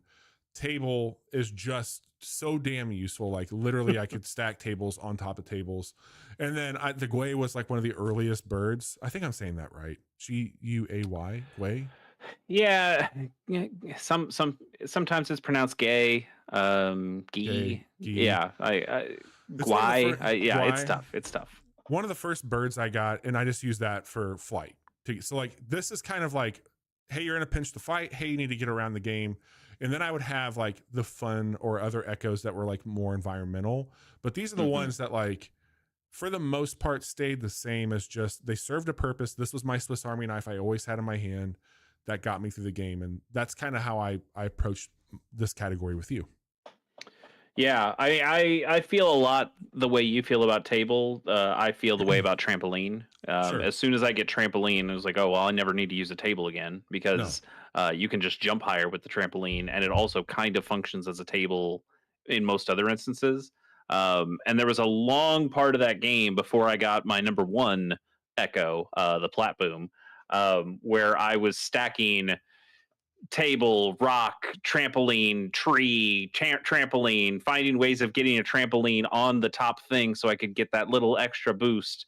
And so I just love trampoline so much. And then I think we talked at one point, and and I just brought up like, oh, I just learned about that. I didn't know that you could get these fucking plat booms. Like, oh, you didn't? I've been using those for like 10 hours now. Um, the plat boom, like you mentioned, is just fucking busted. Oh, it's It's so so busted, goddamn dude. good. It's It's so so busted. good. It's I mean, it's basically just a thwomp that you Yeah. can place in Um, the world, but it's got a big platform on top of it, so you can just stand on top of it, and now it's just a fucking elevator, and it just raises you wherever you need to go. Um, where I use the flying tile for horizontal movement, I use the plat boom so much for vertical movement. And despite being a top down video game, there is so much verticality to this video game, and the plat boom becomes just your best friend that basically saves you in every situation. It does. Bobby mentioned it lets you break the game. I yeah. did some. I wouldn't call it sequence breaking because they don't actually unlock the story stuff that you need to go to these places, but I definitely got to some places and got some. I got one extremely late game echo that I couldn't even use because I didn't have the energy to use it, but Oh I no. had it, and Oh because yes, I remember. I know now. yeah, I got like a Lizalfos level 3 or whatever. And I was like, this is fucking rad. I'm so glad I have this, but I also can't use it. Uh, but it was just Yep. so cool to go to a place the game wouldn't doesn't want me to go to just because I had this game breaking plat boom that lets me just go wherever the fuck I want. It was so cool. It was so cool. Absolutely. So Plat Boom was mine. I did also like the MOA. This was another fun situation I thought we had because I asked you after I finished the game, like, oh Bobby, I want to hear like what echo you used to beat the final boss because I think you can beat it in all sorts of different cool ways. And I'm thinking over here like, oh, I used all these MOAs. I like put out 4 MOAs that are just the flying eyeballs, and they just kept shooting things long distance, and I could just kind of run around. It's like, oh, that was kind of clever. That was a cool way of doing that. And then Bobby's like, I just use the Lionel. What do you Yeah. mean? I just Yeah. I just use the best echo in the game. What are you talking about? And I was like, I didn't even know that was a thing. Oh my god, I fucked up. And you're Yeah. like, yeah, man, it just beat the final boss. It wasn't a big deal. Yeah. The final boss was like nothing. The Lionel just did it all. Lionel's my favorite. It's just so big and it's so funny seeing Zelda with a Lionel. Like Sure. it is so fucking. I mean, look, like these are. I love the old and the new blended here. And is this my favorite Zelda game ever made? Certainly not. But I had a lot of fun with it, and I think there's a lot of heart and charm, and I think they've really did something pretty inventive here with these echoes. Yeah, I had a fantastic time. I think I said that my, hey, that's cool thing was stacking echoes, and this is a large part about it. I just had a really good time playing with that game mechanically. And yeah, so Lionel for you, Plat Boom for me. Yeah. Good stuff. Good echoes. Good stuff, my man. And another new category, because we love giving you all the freshest takes here on the show. We have a category here called The Best Game My Co-Host Would Never Play. This is an individual category where each of us bring a game, in this case for the other person. Chase, what game should I play that I would never play? See, it's tough because you play all the video games, all the new video games. It's really tough to find one that you didn't play. I did play a And demo of this one. I know you did, and this is the closest I could get. So it Yeah. still doesn't quite count, but it's the closest I can get. And that's Unicorn Overlord, which is a game that I loved. That I think I told you at one point, like Bobby, I don't know if this is necessarily something you're going to enjoy. So I think if you can pretty safely skip it. Yeah. You did seem to enjoy parts of the demo, but it wasn't. You weren't jazzed to play it in the way that you were jazzed to play all sorts of other games that were coming out around that time. And I love it. I think it's personally one of my favorite games of the year. It seemed Um, cool. It seemed and cool. I wish we could have had deeper conversations about it. but I totally understand why you didn't play it. But it is my choice of the best game my think it'll co-host ever would never come to play. PC? Maybe. I mean, Vanillaware, they are not known for their ports. No. It took a long time to get some of their other video games uh, onto any other device. Like it took a long time to get Muramasa the Demon Blade from a GameCube to a Vita. The 13 Sentinels Aegis Rim didn't come to Switch for a really long while. Like I imagine that it maybe eventually someday it will come to PC in the same way that Dragon Crown finally came to a bunch of stuff. But Yeah. I think the time it does come out to a PC, nobody will be thinking about it much anymore, and that'll be a shame. But yeah. This should be a pretty easy one for you, Chase. Satisfactory is the best game. You're right. I would never fucking play that game. Yeah. It's wouldn't be caught dead. Some people might be on record saying it's the best one of these games ever made, and I believe that 100%. Yeah, I know it's not your shit. It never will be your shit, and it's one of those games that at this point in my life, it's really unfortunate. I'm kind of solo doloing it on that one, and it's a game that really needs people. And I wish I could be that person for you, but I just am not. You already have a hard enough time keeping up with the times, Chase, and I think this is something that, like, if you were sick like me, you'd be real sick. So Satisfactory with a bullet, though. That is a really cool one. If you were listening to our show right now, please know that you need to go to the Casual Hour on any social networking, because we're going to be looking at our screenshots we've each brought in. Yeah, maybe skip ahead a few minutes, because there's not going to be a whole lot for you here. Yeah. So just please go look. Like, if you're listening to this, we've got them posted on our social. You can find them there. But let me switch over to our. There we go. So I've got them pulled up here, Chase, on stream, and folks can take a look at these if they want to and get a vibe for what's going on. But we've got we're gonna start with you, so I'm gonna need you to watch the stream and then just speak to what you see here. Wait, why is this? Yeah, okay, sorry. I thought this was mirrored for a second, but no, that is my house. That is my summer house. This is summer house. Nice. This is the last house I made that I think I was the most proud of. This is also the sharpness. I don't have the pixely layer on here. Okay. So I kind of liked the way it looked this way better, even though I think as you're playing the game and in movement, I like the pixels a little bit more. For screenshots, I think the sharpness one looks good. This isn't my favorite background at all. Like I really like the more like Tokyo backgrounds, or the one with Mount Fuji in it. I'm surprised you don't have that here. Yeah, I mean, I do have some houses that I liked from that style, but I just ended up really loving this kind of southwestern style. I liked having this kind of two-tiered house and having one part on stilts and having like a porch underneath it. It felt like my most creative house that I was building, with some of the parts that they give you. I was really happy with how this one turned out, and I just looked at it and went like, yeah, that's my house. That's my house right there. That's awesome. The other one that you have here, I believe, is from Neva. Yeah, this is, man, like Gree. This was a game where you just take screenshots all the time because it's so striking visually. And this is the one I was struck by the most. Like this is, I believe, like the ghost of Neva's dead mom wolf. Okay. That you meet and fight later in the game.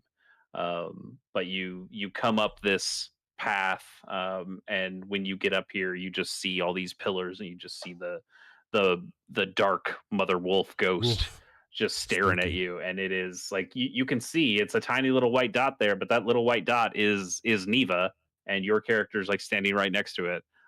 You are tiny. Yeah, you are tiny compared to this thing. It was fucking rad. That's awesome. Lots of incredible screenshots that I could have chosen for this one, but this one was the one I just liked the most. And this looks to be Metaphor. Metaphor Refantasio. I'm happy about this one because you had to be real quick on the draw. Yeah. Because there's a number of times in this video game where you will come to these destinations, these kind of just scenic little scenes that you'll That's a find really as great you screenshot. travel from place to place, and they'll put up the name of it in big white text, and then they'll take it away, and then you get like a half a second between the big title being up there of the name of the place and then like one of the character talking heads, and there's no way to turn off the talking heads.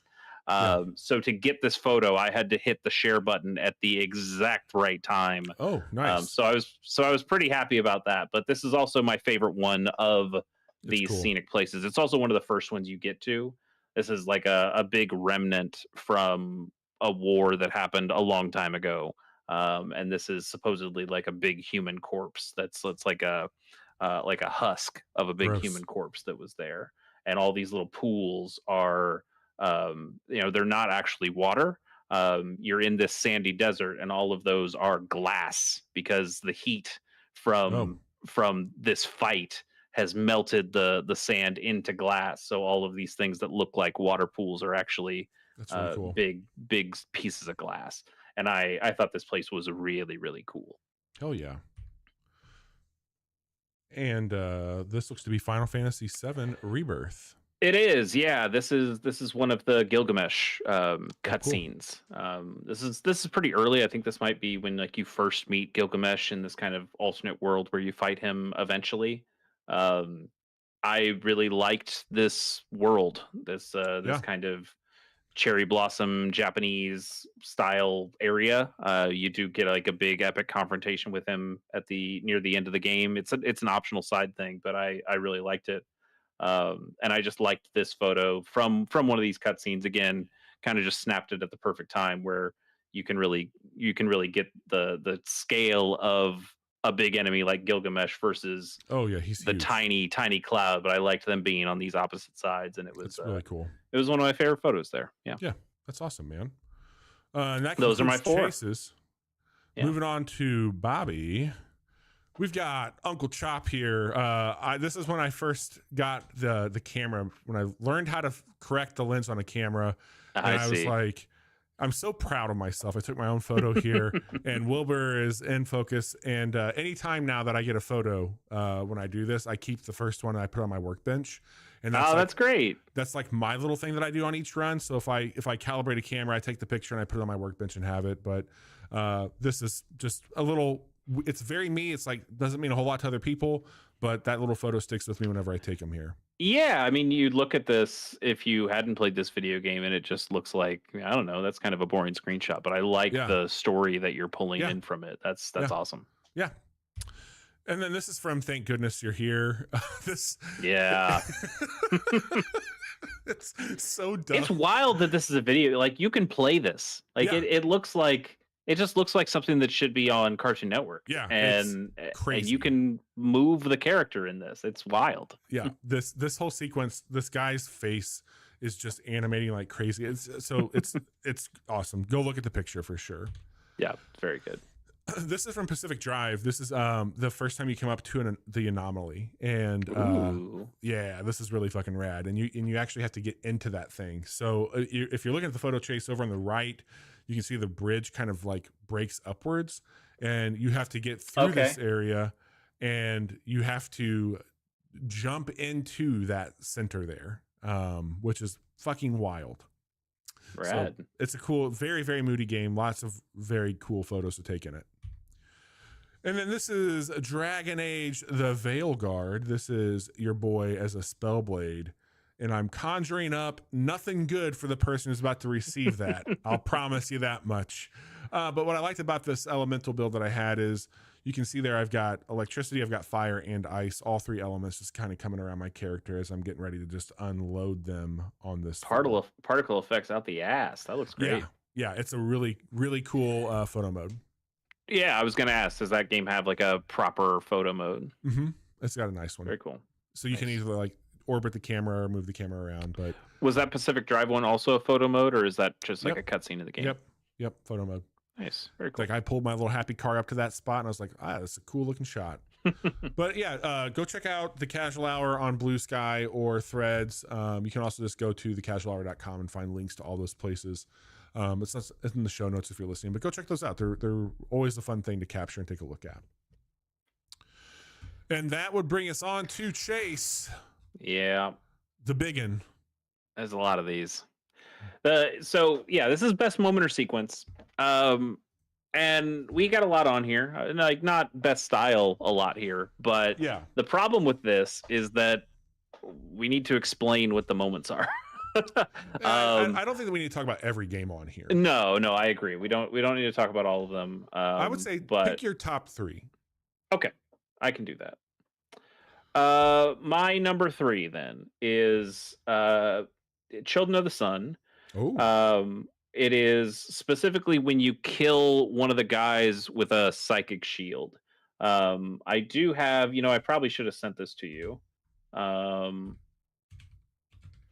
did like find YouTube clips of the things that I'm talking about, so maybe I can. I don't know how we can do this. We don't have to do this on this episode, but like maybe for like my winner, you can link it out to just let people see it. Yeah.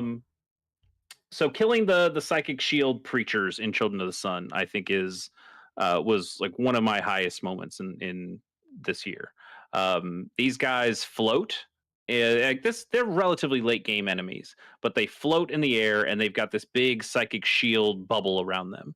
And when you shoot them with your sniper rifle, you kind of get this first person, or not first person exactly, but you watch the bullet trail, like you're sitting right behind the bullet, and so you watch the bullet kind of plink off their bubble. And the way it works in the game is that when it hits, it shatters their bubble for 5-ish seconds, something like that, before they're able to re-up it. So one of the other things you can do is kind of wanted bullet bend in this game. So one of the ways you kill them is you bank your sniper shot off their bubble, and then you go into like the freeze time, spin around 180, turn around and brain them, and then they're fucking dead. And it's fucking rad when you do it right, because they are such a piece of shit enemy for a couple levels until you get the equipment to be able to take them out more easily.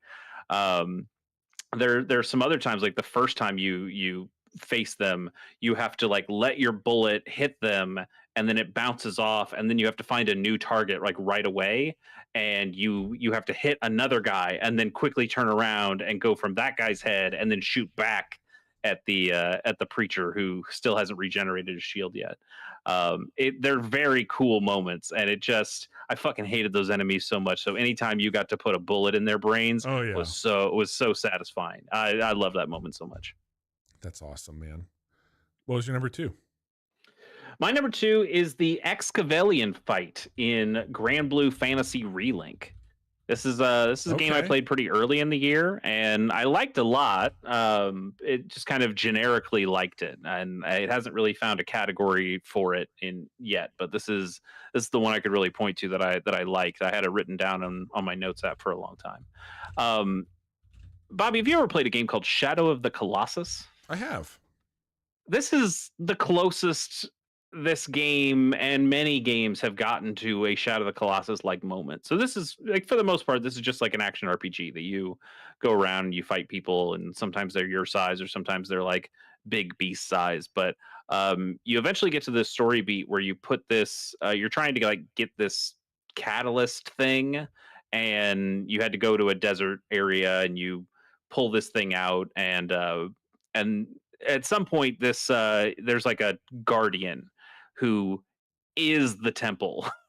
And he comes out of the sand, like the thing that you're standing on that you think is just a platform, that's just like one part of his back. So he just like rises out of the sand, and he is fucking huge. He is so goddamn tall. He's like, he's like 100 feet tall, if not more. He is so big.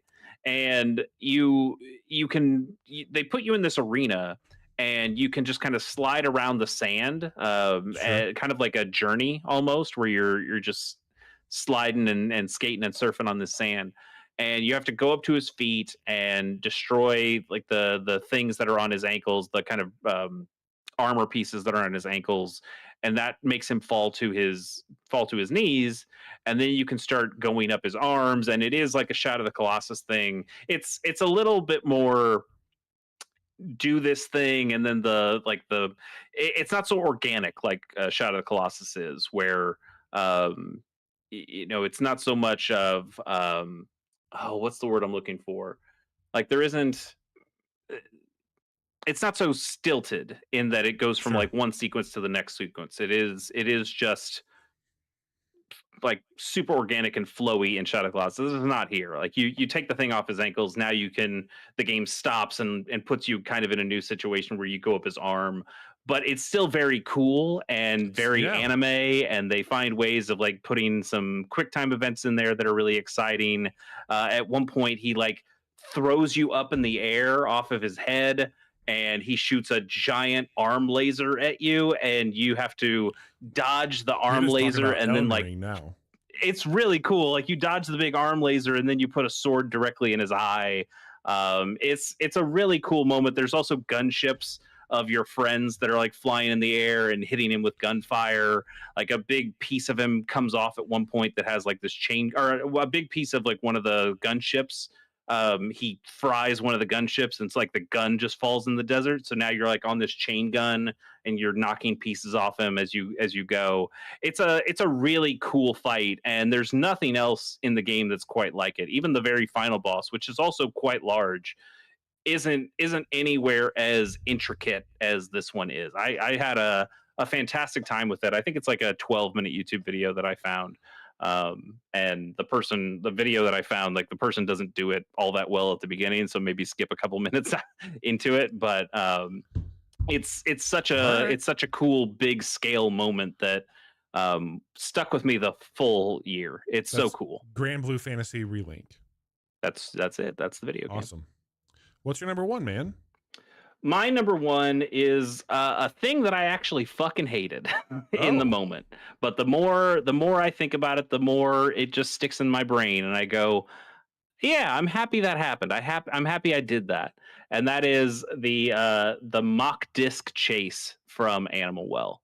I spent that was on at my list least too. I spent at least an hour on this motherfucker, uh, trying trying to go the right way, trying to path this out, spending time looking at the map. There's a feature in the map that you can use where you can draw on the map, and I'm trying to like draw where I want to go. And then trying to also remember it as I'm playing it, and it's so much trial and error. And this basically you have to like take this disc that is the fake disc, the mock disc. Yep. And as soon as you take it, it's kind of like the what is the enemy from Super Mario Brothers 2? The The face. sun. The sun. Well, the sun's from 3, but there's like a statue face that as soon as you take the key from Super Mario Brothers 2, Oh this yeah, thing yeah, starts yeah. to follow you and chase you, and it's a piece of shit. That's basically just this for a very long time. It's like the Spelunky ghost a little bit, but it's Yeah. faster than that. And it's just this ghost dog that chases you throughout the entire level, and you have to basically like go through the whole video game to get to the other statue and place the disc down Indiana Jones style, to like place it in the right place, and then you get the real disc. And then that's the thing that you get to keep for forever. And that's like another new tool you get at the very end of the game, like right before you get to the end. Um, and man, it took me hour. It took like, at least an hour of trying and failing and getting angry and yelling an expletive and turning the game off and going and having food and coming back and trying it some more and still not getting it and being angry and looking up. I don't think I looked up a guide exactly because I knew exactly what I had to do. It was just execution. Yeah. And thinking like, man, am I going the wrong way? Should I try it this way? And it made me think about the map of a Metroidvania game more than I think about the maps in Metroidvania games. And despite being very angry while I was playing it, finishing it gave me such a rush, Oh, And I bet. thinking back on it now, I'm just like, yeah, I accomplished that. That's a real motherfucker, and you did it. And then I like the version I have that I found from a YouTube clip is somebody who's using like the warp, who's like using the whistle and going into like one of the mouths that can warp you Oh, around the map. And I'm like, well, that's not the way I did it. That's better. And like yeah, he can kind of just like avoid the ghost dog for most of it because he just yeah, goes from like one corner of the map to the next, and the ghost dog has to keep going through normally it can't warp, so he gets like a whole minute of not having to worry about the ghost dog at all. And I'm like, well, that's fuck you, man. I did that the hard way and I got through it, but I'm just so proud of it now, despite being so pissed off that's at it for awesome. so long while it was happening. So, really quick, what were the 3 games that you had in order for your best uh moments? Children of the Sun number 3, Grand Okay. Blue Fantasy Relink number 2, and Animal Well number 1. All right. That leads up to me here, Chase. My number 3 moment of 2024 was from Thank Goodness You're Here. You Okay. find Herbert the gardener in his shed, and a Mm-hmm. cop comes up and he's like, listen, you've got to be on the lookout. There's a known baddie out here doing all this shit. And he puts his picture up on the wall, and Matt Berry's character as Herbert goes, that's no bad person. That's the right good businessman that sold me this watering can. And he goes, that's no watering can. And he turns it around and he goes, that's a watering can. And it was a watering can with no holes in the spout. And Matt Berry's just chewing it up. And he's just like, God, you're right. It is. It's such a good moment. And then your little character, while this is happening, you're in a flower pot. This is where you're like coming and you have to like hop off. So you're trying to get your character in this flower pot while they're having the most audacious fucking conversation. Aren't you like knocking off coffee mugs or something from shelves? And yeah. They don't miss a beat. And they're sitting there talking about that's a watering can. Oh, it's so dumb and good. And that is the game. That is that video game, but that is like a capper moment of that video game is. That's fantastic. Yeah. My number 2 moment of the year is from Black Myth Wukong, and it is the opening cutscene where you are confronting these dicks. And god damn it, it starts off with the monkey sitting down your character. Man, I know we don't have like for these we don't do titles. Yeah. But confronting these dicks it would make a really good podcast title. Yeah, man. Sorry, continue on. In the distance, there's these massive fucking giants. And you see your character sitting down. He basically stands up, reaches in his ear, and pulls out what looks like a Q-tip. And then he lets go of it, and it becomes this staff. And Powerful extend, baby. He just starts to kind of like pick up his speed. And then he's in a full sprint. And I'm like, where's this fucker going? There's literally nothing ahead of him. There's just sky and giants. And you jump and disappear. And out of nowhere, you rise up in a cloud. And you're in the Nimbus cloud. And you've got the staff behind you, your arm in front of you. And you're flying up to them. And you basically go around them. And you're just pissed. You're so mad that this is happening. You get down. They've got armies in front of them. And you're just talking shit. And I'm like, dude, he's talking to these fucking giants. Am I have to fight them? And then all of a sudden the camera just zooms up and it's on the shoulder, and from behind the neck walks this dude he's just riding the statue, and he's talking shit to you. And then this dog shows up, and the dog starts running down the statue and becomes a person. And that's the game. You start in a fucking boss fight with this guy. And he earns his arrogance. He earns all of it in that moment. And it's such a great tone piece for how that story is going to go. I think I need to watch the cutscenes of that game. It's not a game I want to play, but it seems like there's a lot of really cool moments that I should see in that game. Absolutely. Did you finish it?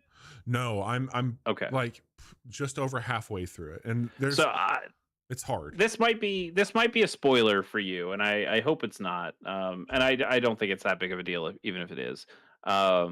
But there's one moment that I saw that somebody clipped and put on, I think at that time Twitter, but now would be Blue Sky, where you're fighting this boss that is basically like you, or maybe it's like your teacher or like somebody who's like around your size, and he's just kicking the shit out of you. Like he knows all your tricks, and like this is a Souls-like game, so there is kind of a what's the drink that you get, like the potion, Estus flask, like the yeah, gourd. like that equivalent. So like there's a time where like you try to use your Estus flask and it goes into a cutscene where he, or not a cutscene exactly, but like it goes into a sequence where he steals your Estus flask from you, drinks it, crushes it, and is like, you don't need that, motherfucker. And it's just one of the most badass moments for somebody who's seen and been pissed off and discouraged by Souls games, where it's like, okay, like, hey, you know, I still got this Estus flask, I can still like heal up, and then this boss is just like, nah. Nope, I'm just gonna take that. You don't need that. And you go, oh, son of a bitch, I'm real fucked now.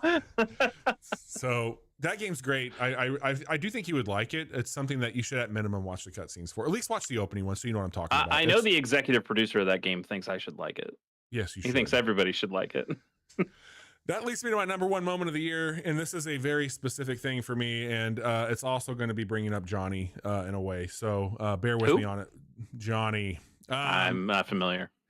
Dragon's Dogma 2, Chase. You've heard of it. You've seen it. I have, yeah. It's a relatively small map. There's a few hubs in it. There's one. The first major city that you get to is called Bothell. And this is where you get like all your big vendors. You actually get a house here. It's a really easy place that you can set up a fast travel point. It's got kind of a central hub. It's a very critical spot. This is where you've got royalty at. There's a palace there. There's all kinds of shit happening here. There's an entire quest line tied to a blacksmith where you get some of the best fucking gear in the game, depending on what you're doing. I had been playing the game for a while, and you're familiar with the pawn system in this game, correct? I am, yeah. Okay, and you can design a pawn. Your pawn can go and be in other people's worlds. Johnny, who used to be on the show, I made Johnny my pawn, and Johnny tracks for real life. Yeah, tracks for real life. Johnny likes to smoke a lot of weed. And so I made fresh out of the shed Johnny as my pawn, who just looked completely fucking baked and dumb.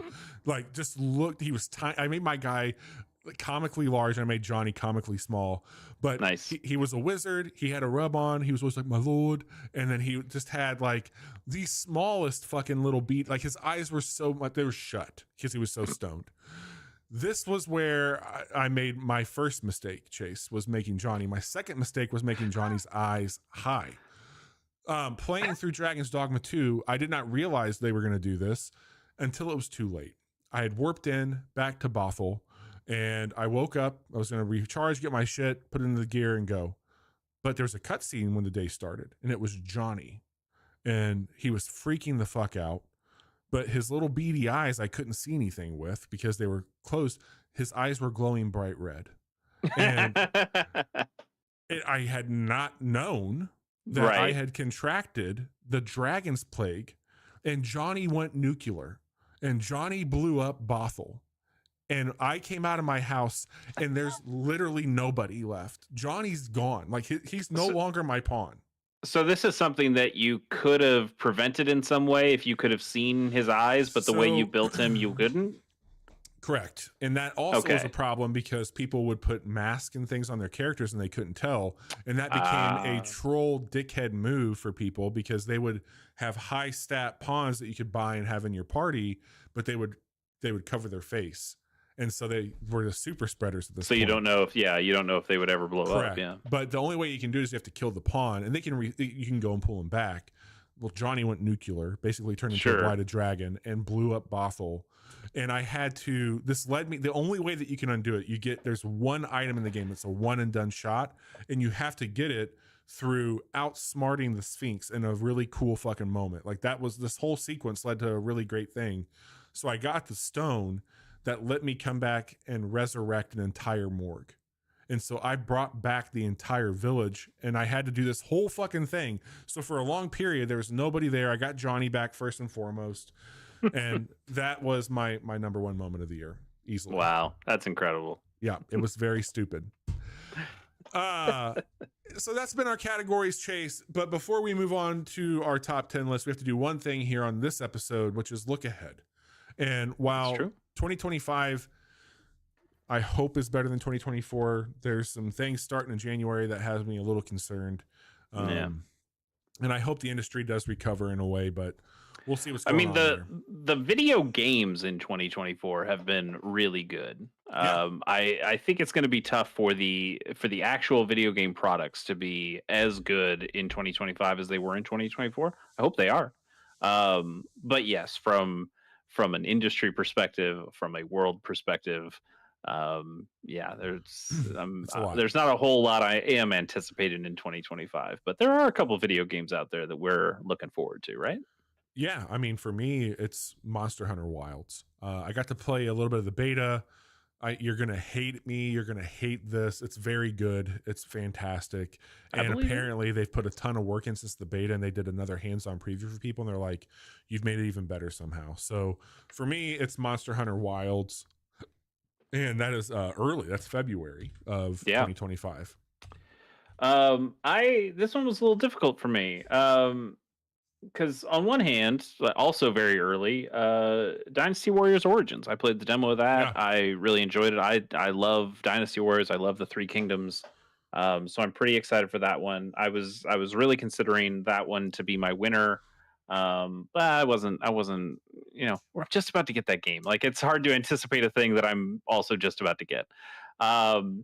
I considered putting the Knights of the Old Republic remake, but we still don't know where the fuck that is. That's probably not 2025. Have the Switch too. Yeah. So I think my answer, the safest answer I can think of, is Pokemon Legends ZA, which is the sequel to the Pokemon Legends Arceus. Is there a date for that yet? I don't know if there's a date exactly. I think on Wikipedia it has like a window, like a quarter of when it might come out. But yeah, I'm pretty excited. We really liked Arceus. I didn't actually beat that game, but I got really close.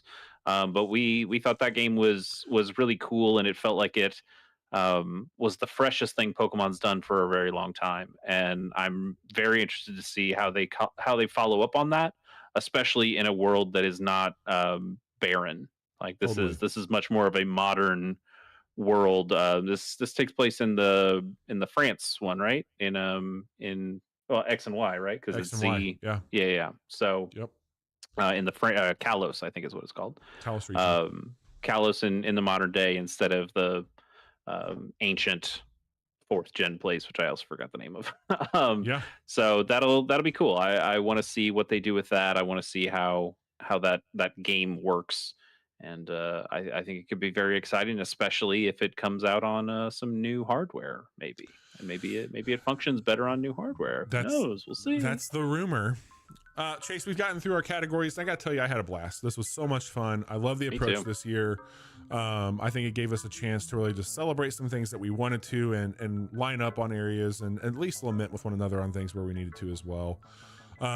This is my favorite thing that we do. These categories are my favorite thing that we do on the show. The top 10 is going to be a blast. We'll do that on Friday. So if you're listening to this, just go right ahead to the next one because, well, depending on when you're listening to this, it'll be posting a different time. But we are thrilled to have this opportunity still as Bobby and Chase running the Casual Hour to talk about games that have left an imprint and impact on us. And these categories are fun. I think that we try and change it up. We try and keep what makes us tried and true here. But I love the seasonal things that we add into it. And I really look forward to sharing all this across our channels and let people kind of see some of the graphics come with it and what we did here. Yeah, there's probably not going to be a best Echo category in 2025, unfortunately. But yeah. But hey, you got one in 2024. There could be a best Pokemon. There could be. I mean, the answer is Quagsire. Quagsire continues to be the best Pokemon. So it could be best new Switch 1-2 Switch mini game. Who knows? Maybe, probably. But we'll certainly have some fun stuff there, and we've got a whole bunch of cool shit planned for next year. But we've got one more episode to round out the year, and that'll be happening here very shortly for Chase and I. But if you want to follow along with all the fun stuff we do, you can do so by following the link in the notes or here in chat. Chase is very busy on the internet. I tend to hang out on the internet a little bit here and there. You can find me on those spots. But Chase, what do you have happening outside of the Game of the Year shenanigans? Yeah, there are new episodes of both of the shows that I do. One of them is my YouTube channel, ChazyK Plays, where I'm currently playing through Pokemon trading card game Neo, which is a hack of the Pokemon trading card game for the Game Boy Color. Series I call I'm Just a Bill, and it's been an absolute blast. Awesome. I'm very close to the end. I finished that game, but I don't think the episode where I finished that game is out quite yet. But go check that out. It's been a fun, fantastically fun series. It's going to be 10 episodes long in total, so should be good there for you. Go check that out. And then I've got a podcast I do with my good friend Pierce Corshane, friend of the show, Pierce Corshane. It's called Pilot Program. We watch the first episodes of every television show ever made. Our next episode, that should be out by the time you're listening to this, is on Anthony Bourdain's A Cook's Tour, the Food Network show, the first Anthony Bourdain television show before he did, No Reservations, his big one. So that hopefully will be a lot of fun to record. We're going to record that as we're recording this episode. I record that tomorrow with Pierce. So hopefully that all went well and was fun, and then I'll get that edited and out to you fine folks, because it's a good podcast. It's a lot of fun, and I'm very excited about what we'll be doing next. I'm between two shows. I'm going to let Pierce choose, but it's our 30th episode coming up, so that means we're doing anime. We do animes on the 10s. So if you two want to have me back on for a secret level, let me know. We could certainly. I consider to have you back on for anime, because you know everything about anime. But maybe but we'll I think a secret level one could be fun. Yeah. So we'll check that out. Consider it. All right. Thank you, Chase, as always, and thank you all for supporting and listening. We really appreciate it. We'll be back on Friday, the 20th of